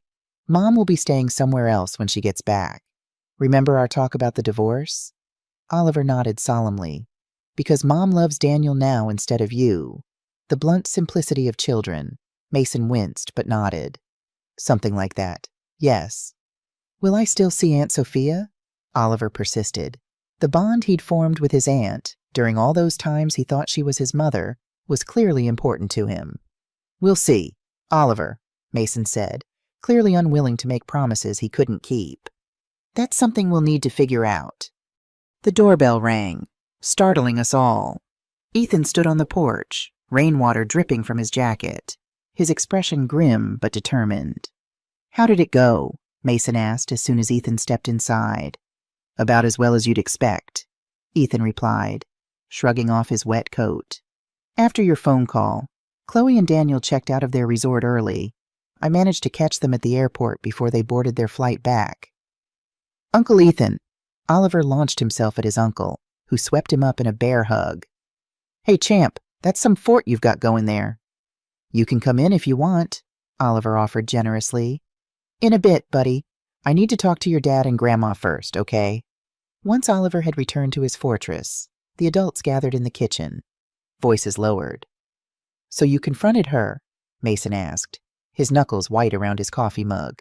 Ethan nodded. She tried to deny everything at first, claimed I was making up stories, that Sophia was some kind of con artist trying to impersonate her. But when I showed her the photos of both of them together, the text messages, everything, she changed tactics. What did she say? I asked. She blamed Mason, if you can believe it, Ethan said, disgust evident in his voice. Said he was emotionally unavailable, too focused on work, that he'd driven her to seek comfort elsewhere. Mason's jaw tightened, but he remained silent. When that didn't work, she started threatening, Ethan continued. Said she'd fight for half of everything in the divorce, that she'd claim Mason was an unfit father to get custody of Oliver. On what grounds? I asked, indignant. She's grasping at straws, Ethan replied. Claimed Mason works too much, isn't present enough, but it's all hollow. She knows she doesn't have a leg to stand on, especially with the evidence of her affair and the twin deception. What about Daniel? Mason asked. Was he part of this confrontation? Ethan's expression darkened. He tried to play the innocent party at first, claimed he didn't know Chloe was married, that she'd told him she was divorced. But when I mentioned Oliver, he slipped up, said, and I quote, "The kid was never part of our plan." Mason's face flushed with anger. So he knew everything. They were planning this together. Seems that way, Ethan agreed. When I pressed him, he became defensive, said their relationship wasn't any of my business. But here's the interesting part. When Chloe started talking about fighting for custody, Daniel looked uncomfortable. I don't think he wants a child in the picture. Did Chloe notice his reaction? I asked. Oh yes, Ethan said grimly. And she didn't like it. They started arguing right there in the airport. I heard her say, "You promised we'd figure it out." And he replied, "I didn't sign up for full-time fatherhood." Mason leaned back, a bitter smile on his face. So her perfect plan is already falling apart. She wants to use Oliver as leverage for money, but Daniel doesn't want a child around. It gets better, Ethan added. Their argument escalated until Daniel finally said, "Maybe we should take a step back and reevaluate." Chloe looked like she'd been slapped. All this time, she's been planning her exit from her marriage, assuming Daniel was her golden ticket to a luxurious new life. But now that reality is setting in, he's getting cold feet. When are they arriving back? Mason asked. Tonight, around midnight. Chloe said she'd come by tomorrow to discuss arrangements. I think she's hoping to salvage something from this disaster. Mason's phone buzzed with a text message. He checked it, then showed us the screen. It's from Sophia. She wants to know if she can come say goodbye to Oliver before she leaves town. Leaves town? I echoed, surprised. She's leaving Phoenix. Mason nodded. She feels she can't stay after everything that's happened. Too complicated. Too painful. She's taking her parents to live with her cousin in Tucson where they can get the medical care they need. A sudden sadness washed over me. Despite her role in the deception, Sophia had shown genuine love to Oliver. Her departure would be yet another loss for my grandson. You should let her come, I said gently. For Oliver's sake. Mason hesitated, then nodded, typing a reply. I told her to come over tomorrow morning. The next day dawned clear and bright, a stark contrast to the emotional storm still engulfing our family. Oliver was quiet at breakfast, pushing his cereal around more than eating it. Is something wrong with your Cheerios, sweetheart? I asked. He looked up, his eyes serious. Is Aunt Sophia really my mom's twin? Yes, she is, Mason answered. They were born at the same time, to the same parents, but they grew up in different families. Like separated at birth, Oliver asked, clearly drawing from some movie or book he'd encountered. Exactly like that, Mason confirmed. And sometimes when I thought Mom was being nice to me, it was actually Aunt Sophia. Mason exchanged a glance with me before answering. Yes, buddy, your Aunt Sophia was pretending to be your mom sometimes. Oliver seemed to consider this deeply, then asked the question that had clearly been troubling him. Does that mean the mom who loved me most wasn't really my mom at all? The innocent question cut through the room like a knife. Mason looked stricken, unable to immediately form a response. I stepped in, kneeling beside Oliver's chair. Your mom loves you, Oliver. So does your Aunt Sophia. But people show love in different ways. Your aunt was very good at showing her love through attention and care. Oliver nodded slowly, processing this in his 7-year-old way. Sophia Mom read me 3 stories every night and never said she was too busy. Real Mom always had important things to do. Before we could respond to this heartbreaking observation, the doorbell rang. Sophia stood on the porch, looking nervous and sad. "Come in," Mason said formally. Stepping aside, Sophia entered hesitantly, her eyes immediately finding Oliver. "Hi, Oliver. Aunt Sophia." He ran to her, hugging her around the waist. "Dad says you're my mom's twin, like in the movies." A small, sad smile touched her lips as she knelt to his level. "That's right. I'm your Aunt Sophia." "Are you leaving?" Oliver asked, surprising us all with his perception. Sophia glanced up at Mason before answering. "Yes, I am. I need to take care of my parents, your grandparents. Actually, though you haven't met them, they're not well, and they need to move somewhere with better doctors." "But you'll come back to visit, right?" Oliver persisted. "You can still read me stories sometimes." Tears welled in Sophia's eyes. "I don't know. Oliver, that will be up to your dad." All eyes turned to Mason, who stood rigid, clearly torn between his anger at the deception and recognition of the bond between his son and his aunt. "We'll see," he said finally. "Right now, everyone needs some time." Sophia nodded, understanding the unspoken message. She turned back to Oliver, taking his hands in hers. "I want you to know something. Oliver, even when I was pretending to be your mom, the love I felt for you was real. Never pretend. You're an amazing little boy, and I've treasured every story we've read together, every drawing you've made for me, every hug you've given me." Oliver, with the directness of children, asked, "If you love me, why are you leaving?" Sophia's tears spilled over. "Sometimes adults have to make hard choices, even when they don't want to. But I'll always remember you, and I'll always care about you." She reached into her bag and pulled out a small, wrapped package. "I brought you something to remember me by." Oliver unwrapped it eagerly, revealing a handmade book. "What is it?" "It's a storybook," Sophia explained. "I wrote it for you. It's about a brave knight named Sir Oliver who goes on adventures and helps people." Oliver's face lit up as he flipped through the pages, admiring the colorful illustrations Sophia had drawn herself. "Whenever you miss me, you can read this book and remember that I'm thinking of you," Sophia said softly. I watched this exchange with a lump in my throat. Whatever mistakes Sophia had made, her love for Oliver was genuine. In some ways, she had been more of a mother to him than Chloe had.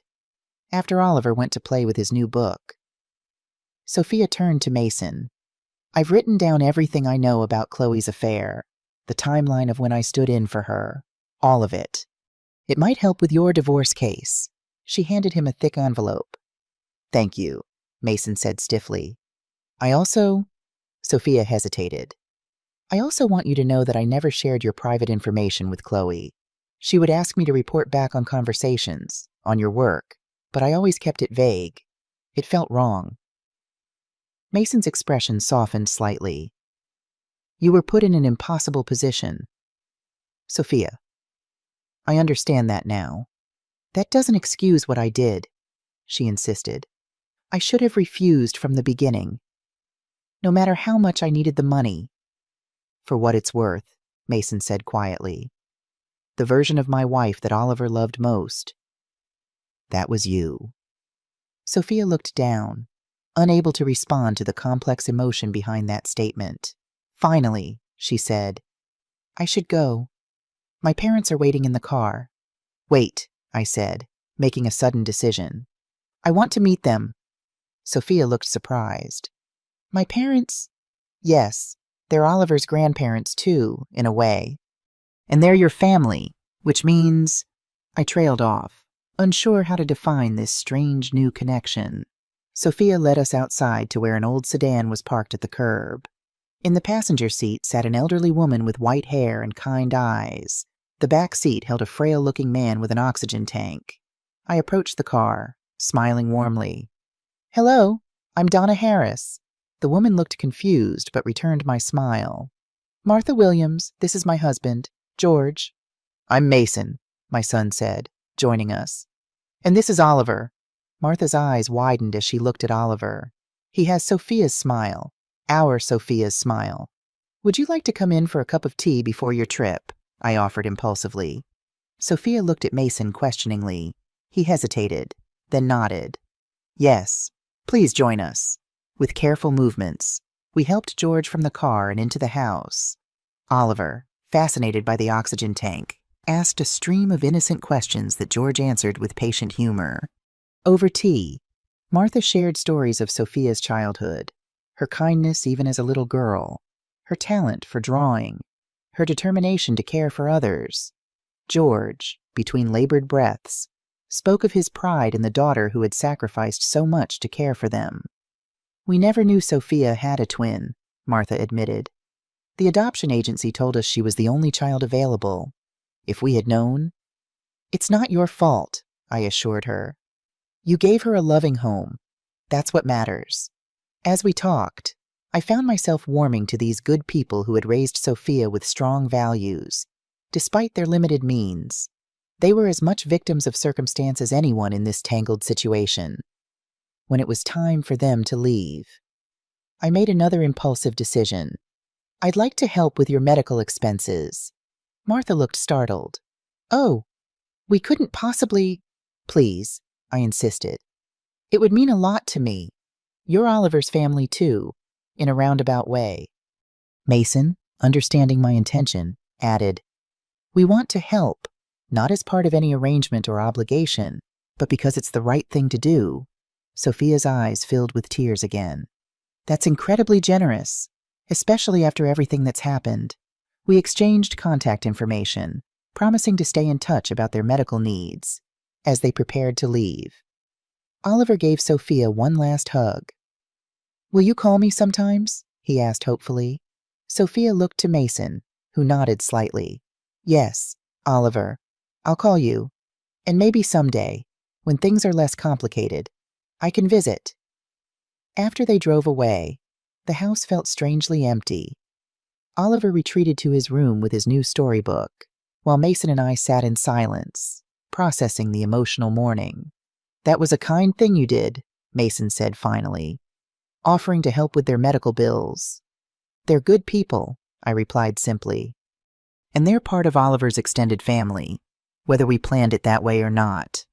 Mason sighed heavily. This whole situation is so bizarre. My wife's secret twin sister turns out to be more loving to my son than his own mother. Now they're leaving, and he's losing the person who's shown him the most maternal love, even though that person was pretending to be someone else. He ran a hand through his hair in frustration. How do I explain this to a 7-year-old when I can barely understand it myself? One day at a time, I advised, patting his hand. Oliver is resilient, and he has us, his father and his grandmother who love him without complication or deception. The doorbell rang again, interrupting our conversation. Mason tensed, checking his watch. That's probably Chloe. He was right. Chloe stood on the porch, looking tired but defiant. Gone was the floral dress and gentle demeanor she typically wore at home. Instead, she was dressed in an expensive-looking pantsuit, her hair pulled back severely, makeup perfect despite her obvious fatigue. Mason, she said coolly as he opened the door. We need to talk. Yes, we do, he agreed, his voice equally cold. Come in. Oliver, hearing his mother's voice, appeared at the top of the stairs. Mom, Chloe looked up, her expression softening slightly. Hello, Oliver. Are you real mom or Sophia mom? He asked bluntly. The question seemed to physically strike Chloe. She blinked rapidly, then composed herself. I'm your real mother. Oliver, Aunt Sophia has gone away. I know, Oliver said. She gave me a book. He held up the storybook proudly. She wrote it just for me. A flash of something, jealousy, anger, crossed Chloe's face before she smoothed it away. That's nice, honey. Could you go play in your room for a while? The grown-ups need to talk. Once Oliver had retreated, Chloe turned to Mason. I assume you've already consulted a lawyer? Yes, Mason confirmed. The divorce papers are being drawn up as we speak. Chloe nodded. All business now. I want to be clear about my expectations. I'm entitled to half of our marital assets, regardless of the circumstances. Your affair and elaborate deception might influence how a judge views those entitlements, Mason pointed out. Perhaps, Chloe conceded, but I'm Oliver's mother. That's not in dispute. A mother who has been perfectly content to let another woman raise her son while she pursues an affair, Mason countered. Your sister has spent more quality time with Oliver in the past 6 months than you have. Chloe's composure slipped. Don't throw Sophia in my face. She was paid help, nothing more. Paid help who loves your son more than you seem to, I interjected, unable to remain silent. Chloe turned to me, eyes flashing. Stay out of this. Donna, this is between Mason and me. No, it's not, Mason said firmly. This affects our entire family. You've lied to all of us, manipulated all of us. You don't get to dictate the terms now. Fine, Chloe snapped. Let's get to the point. I want shared custody of Oliver. Mason's eyebrows rose. Really, just yesterday at the airport, your boyfriend made it clear he wasn't interested in having a child around. What changed? Chloe faltered momentarily. Daniel and we're working through some differences of opinion, but my relationship with him doesn't affect my rights as Oliver's mother. It does when you've demonstrated that you're willing to prioritize that relationship over your son's well-being, Mason argued. I'll be filing for full custody. Chloe, you can have visitation rights, but Oliver's primary residence will be with me. You can't do that, Chloe protested. No judge will take a child from his mother.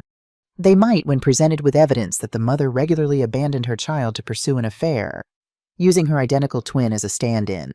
Mason replied calmly. Not to mention the psychological impact on Oliver of your inconsistent presence in his life. Chloe's face paled as the reality of her situation began to sink in. I love Oliver, she insisted, though her voice lacked conviction. In your own way, perhaps, Mason acknowledged. But love isn't just a feeling, Chloe. It's actions. It's being present. It's putting someone else's needs before your own. By that measure, how much have you really loved our son lately? Chloe had no answer for that. She shifted tactics. My things packed in boxes in the garage, Mason replied. Personal items only. Anything we jointly own stays until the court decides asset division. Chloe nodded stiffly. I'll have them picked up tomorrow. I'm staying at Daniel's for now. Still think he's your ticket to the good life? Mason couldn't resist asking. He seemed pretty quick to reevaluate when faced with the reality of being a stepfather. My relationship with Daniel is none of your business, Chloe said coldly. It is when it affects my son, Mason countered. Chloe's phone buzzed. She checked it, then stood abruptly. I have to go. My lawyer will be in touch about the divorce proceedings.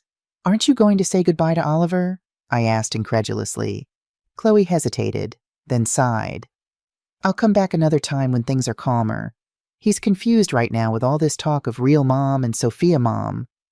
He's confused because his mother has been inconsistently present in his life, replaced by an aunt he didn't know existed. Mason pointed out. But sure, leave without saying goodbye. It's certainly in character. Chloe flinched at that, but didn't respond. With a final cool nod, she left, the door closing firmly behind her.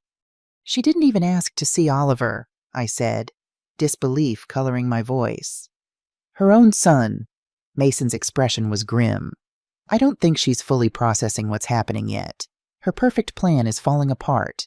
Daniel's having second thoughts. Her leverage for a favorable divorce settlement is evaporating, and she's facing the real possibility of losing primary custody of Oliver. What do we tell Oliver? I asked, concerned for my grandson who was surely wondering why his mother had come and gone without seeing him. The truth, as much as he can understand it, Mason decided, that Mom and Dad are getting divorced, that he'll be living with me, and that he'll see Mom sometimes but not every day. As Mason went upstairs to talk to Oliver, I sat heavily on the couch, emotionally drained. The past few days had been a whirlwind of revelations and confrontations. Our family had been irreversibly changed, relationships redefined, trust shattered and rebuilt in unexpected ways. Yet amid the wreckage of Mason's marriage, I could see the first tentative signs of healing. The truth, painful as it was, had freed us from the web of deception. Mason, though heartbroken, was standing firm in his commitment to Oliver. And Oliver, resilient child that he was, seemed to be adapting to his new reality with remarkable grace. Even the unexpected connection with Sophia and her parents felt like a positive development, a silver lining in the dark cloud of Chloe's betrayal. They were good people caught in a bad situation, and helping them felt right, a small way to restore balance to a world turned upside down. 3 months passed, bringing changes both expected and surprising. The divorce proceedings moved forward, with Chloe eventually agreeing to give Mason primary custody of Oliver in exchange for a more favorable financial settlement. Her relationship with Daniel had indeed faltered in the face of reality. He had signed up for a carefree affair with an apparently single woman, not the messy complications of a divorce and a stepchild. Weekly visits with Oliver were established, but Chloe often canceled at the last minute, citing work commitments or other obligations.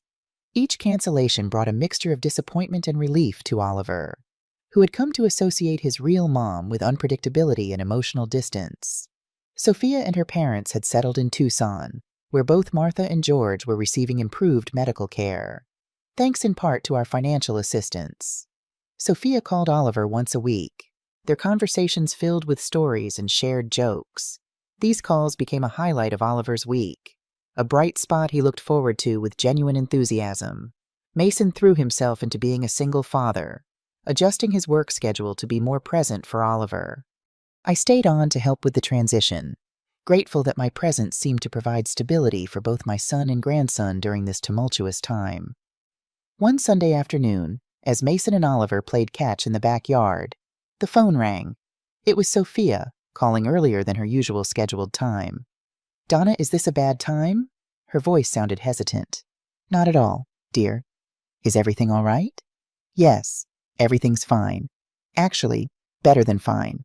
I've been offered a teaching position at an elementary school here in Tucson, art therapy for children with special needs." "That's wonderful," I exclaimed, genuinely happy for her. "You'll be wonderful at that." "Thank you," she said, the smile evident in her voice. "There's something else, though. The school has a summer program starting next month, and I was wondering, do you think Mason would allow Oliver to visit for a week? The program is open to all children, and I thought he might enjoy it." I hesitated, unsure how Mason would feel about Oliver spending time with Sophia. Their relationship remained complicated, gratitude for her genuine care of Oliver mixed with lingering resentment over her role in the deception. "I can ask him," I offered. "He's right here." Mason came in, wiping sweat from his brow. "Who is it, Sophia?" I said, covering the receiver. "She's been offered a teaching position in Tucson, art therapy for children.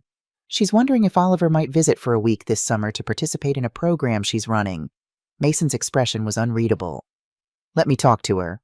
I handed him the phone, watching as he listened to Sophia explain her request. His responses were brief, but not unfriendly. Finally, he said, "Let me discuss it with Oliver and get back to you." After hanging up, Mason called Oliver in from the backyard.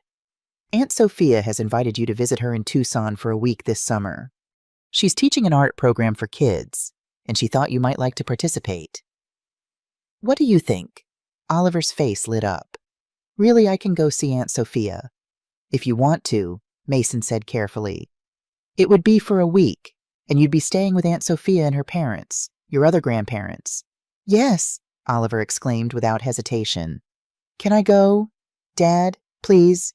Mason looked at his son's excited face, then at me. I nodded encouragingly. "All right," Mason decided. "We'll work out the details with Aunt Sophia." Oliver whooped with joy, running in circles around the kitchen. "I'm going to Tucson. I'm going to see Aunt Sophia." After Oliver had run off to draw a picture for Sophia, Mason sank into a chair. "Am I doing the right thing?" he asked quietly. "I think so." I replied honestly. Sophia loves Oliver, and he clearly loves her. Whatever mistakes she made, she's trying to make amends and build something positive.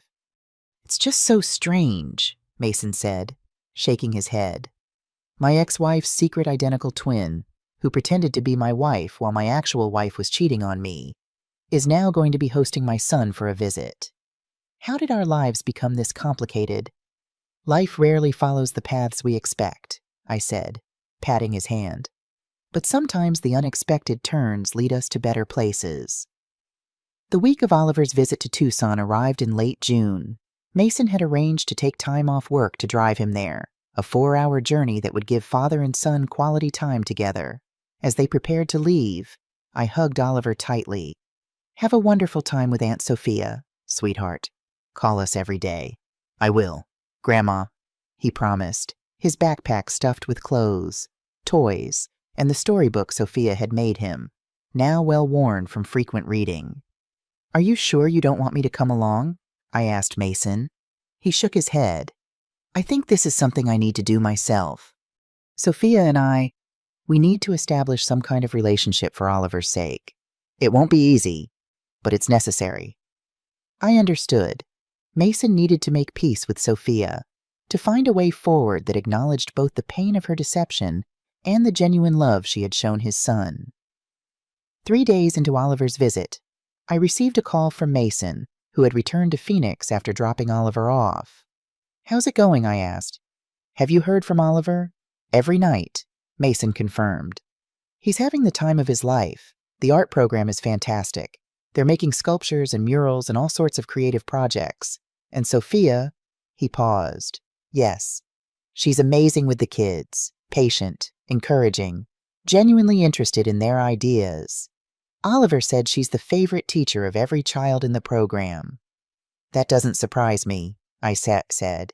"She has a natural gift with children." "Mom," Mason said hesitantly, "I've been thinking about Sophia, about everything that happened. I was so angry at her for her part in the deception. But being there, seeing her with the children, with Oliver, I'm starting to see things differently." "How so?" "She was manipulated by Chloe, used because of her financial desperation. And despite that, she showed more genuine love to Oliver than his own mother often did." He sighed deeply. "I'm not excusing what she did, but I'm beginning to understand it better." "That's a healthy perspective," I observed. "Forgiveness doesn't mean forgetting or condoning, just choosing to move forward without the burden of anger." "Exactly," Mason agreed. "And for Oliver's sake, I want to have a positive relationship with Sophia. She's important to him." The week of Oliver's visit stretched into 2, with Mason's blessing. When they finally returned home, Oliver was bursting with stories about his adventures in Tucson, the art projects he'd created, the friends he'd made, the ice cream shop Sophia had taken him to every afternoon. "And Grandma Martha taught me to make cookies," he exclaimed. "And Grandpa George showed me all his old coins from when he was a sailor." "Sounds like you had a wonderful time," I said, hugging him close. "The best can I go again next summer. Aunt Sophia said they're going to have an even bigger program next year with music, too." Mason smiled at his son's enthusiasm. "We'll see, buddy, but I think that could probably be arranged." Later that evening, after Oliver had gone to bed, Mason shared more of his thoughts with me. Being around Sophia was strange at first, seeing Chloe's face but with such a different personality behind it. But after a while, I stopped seeing Chloe when I looked at her. Sophia is her own person, with her own mannerisms, her own way of speaking, her own kindness. I nodded, understanding. "Twins may look alike, but they're distinct individuals." "Exactly," Mason agreed. "And watching her with Oliver," he trailed off, lost in thought. "What?" I prompted gently. "She loves him, Mom, truly loves him, in a way Chloe never seemed to. And he adores her." He sighed heavily. "It's just complicated." "Life usually is," I replied. Over the next several months, our new family dynamic slowly stabilized. Chloe's visits with Oliver became less frequent, often canceled in favor of weekend trips with friends or work events. When she did see Oliver, their interactions were pleasant but somewhat superficial, more like a favorite aunt than a mother. Sophia, meanwhile, became a regular presence in Oliver's life through weekly video calls, care packages filled with art supplies and books, and occasional visits when her teaching schedule allowed. She was careful to respect Mason's boundaries, never overstepping her role as Aunt Sophia, but her genuine affection for Oliver was evident in everything she did. Mason's initial wariness gradually softened into a cautious friendship. They would talk during Oliver's video calls, exchanging updates and parenting insights. Sometimes they would speak separately, after Oliver had gone to bed, conversations that grew longer and more personal as the months passed. 6 months after the divorce was finalized, Mason approached me with an unexpected question. "Mom, would it be weird if I invited Sophia to Oliver's birthday party next month?" "I don't think so," I replied carefully. "She's his aunt, after all. Why would it be weird?" Mason ran a hand through his hair, a nervous gesture. Because I think I might be developing feelings for her." I stared at him, taken aback. "Feelings as in I find myself looking forward to our conversations. As in I admire her kindness, her creativity, her genuine love for Oliver. As in I sometimes forget she looks exactly like my ex-wife because she's so completely different in every way that matters." "Oh," I said, processing this unexpected development. "And how do you feel about these feelings?" "Confused," Mason admitted. "Is it weird to be attracted to my ex-wife's identical twin? Is it some kind of transference, or am I seeing the real Sophia and responding to who she actually is?" "Only you can answer that," I said gently. "But from what I've observed, Sophia is indeed a remarkable woman in her own right. The fact that she shares Chloe's appearance is just biology. Everything else about her, her character, her values, her heart, is uniquely her own." Mason nodded slowly. "That's how I see it too. But it's complicated." "Life usually is," I repeated, patting his hand. "Just take it slow. See where it leads." The birthday party was a success, with Oliver surrounded by friends from school, neighbors, and family. Chloe attended briefly, arriving with an expensive gift and leaving early for a prior commitment. Sophia stayed the entire day, helping with games, serving cake, and cleaning up afterward. I watched the interactions between Mason and Sophia with interest. There was a cautious warmth there, a tentative connection growing despite the bizarre circumstances that had brought them together. They moved around each other with a careful awareness, their gazes meeting and then darting away, like two people afraid to acknowledge a shared secret. After the party, as Sophia prepared to return to Tucson, I overheard a conversation between her and Mason on the porch. "Thank you for including me today," Sophia said softly. "It meant a lot to be here for Oliver." "You're important to him," Mason replied. "And to me." A brief silence fell. "Mason?" Sophia began hesitantly. "I know this is strange, all of it. My relationship with Oliver, with you, it developed under false pretenses, through deception. I wouldn't blame you if you wanted to maintain distance, to set firm boundaries." "Life rarely follows the paths we expect," Mason said, echoing my earlier words to him. "Sometimes the unexpected turns lead us to better places." "Even when those turns involve identical twins and elaborate deceptions?" Sophia asked, a hint of humor in her voice. "Even then," Mason confirmed. "Sophia, I've come to value your presence in Oliver's life, and in mine. You're not defined by Chloe's actions or by the circumstances that brought you into our lives. You're your own person. And that person is someone I'd like to know better." "I'd like that too," Sophia admitted. "But slowly, carefully. Oliver comes first. Always." "Always," Mason agreed. As they continued talking, voices lowered, I slipped away, giving them privacy. Whatever was developing between them would need time, patience, and careful navigation. But I felt a spark of hope that something beautiful might emerge from the ashes of deception. Chapter 10, Full Circle. 1 year after the fateful phone call from Ethan that had unraveled Chloe's deception, our family gathered for a special dinner. Sophia had accepted a permanent position at her school in Tucson, but had also been offered the opportunity to establish a satellite program in Phoenix. She would be moving back, dividing her time between both cities. Oliver was ecstatic at the news that his beloved Aunt Sophia would be nearby. Mason, though trying to maintain a casual demeanor, couldn't hide his pleasure either.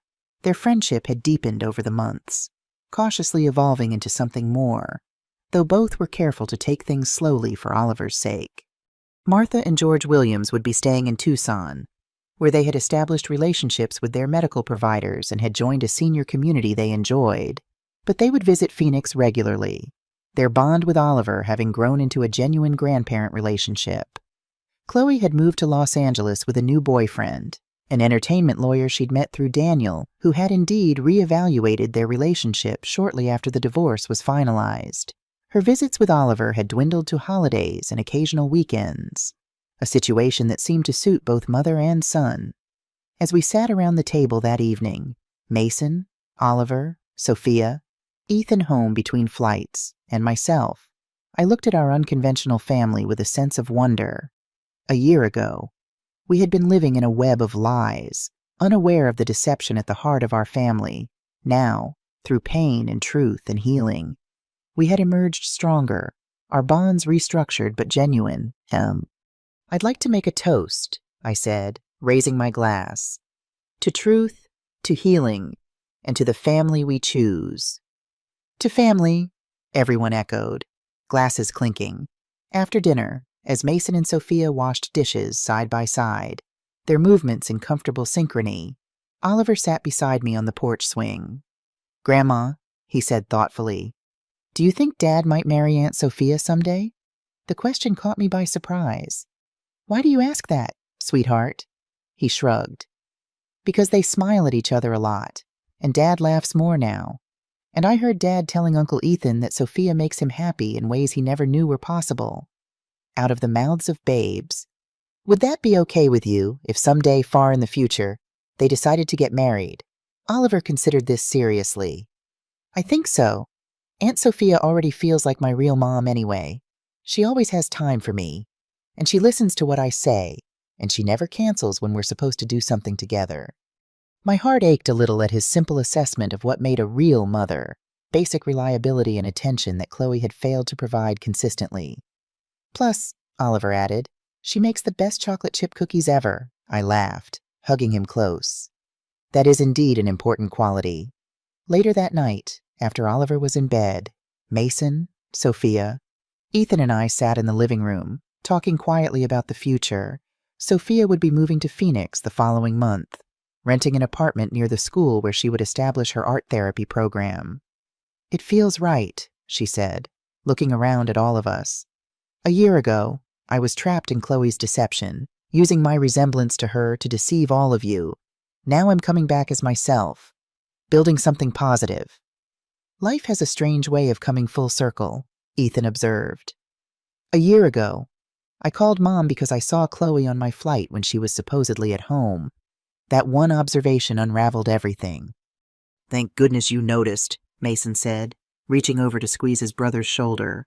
"Without that phone call, who knows how long the deception might have continued." "I've been thinking about that day a lot," I admitted. "About how one phone call changed everything. It was painful, discovering the truth, but necessary." "The truth will set you free," Sophia quoted softly. "My adoptive father used to say that." He was right, Mason agreed, though the process isn't always easy. As the evening wound down, Ethan left for his hotel, needing to catch an early flight the next morning. I excused myself to bed, leaving Mason and Sophia talking quietly on the porch. From my bedroom window, I could see them sitting side by side on the porch swing, their profiles illuminated by the soft porch light. They weren't touching, maintaining the careful boundaries they had established, but there was an unmistakable connection between them, a shared understanding, a mutual respect, and the tentative beginnings of something deeper. Whatever the future held for them, friendship or something more, it would be built on honesty, not deception, on genuine connection, not manipulation, on the truth of who they were, not the shadows of resemblance. As I drifted off to sleep, I felt a sense of peace settle over me. Our family had weathered a storm of deception and emerged stronger, wiser, and more authentically connected than before. The truth had indeed set us free. What would you do if you were in my place? Have you ever been through something similar? Comment below and let me know the city you're watching from. Meanwhile, I'm leaving you with 2 other stories that are channel favorites. I'm sure they will surprise you. Thank you for staying with me until this moment.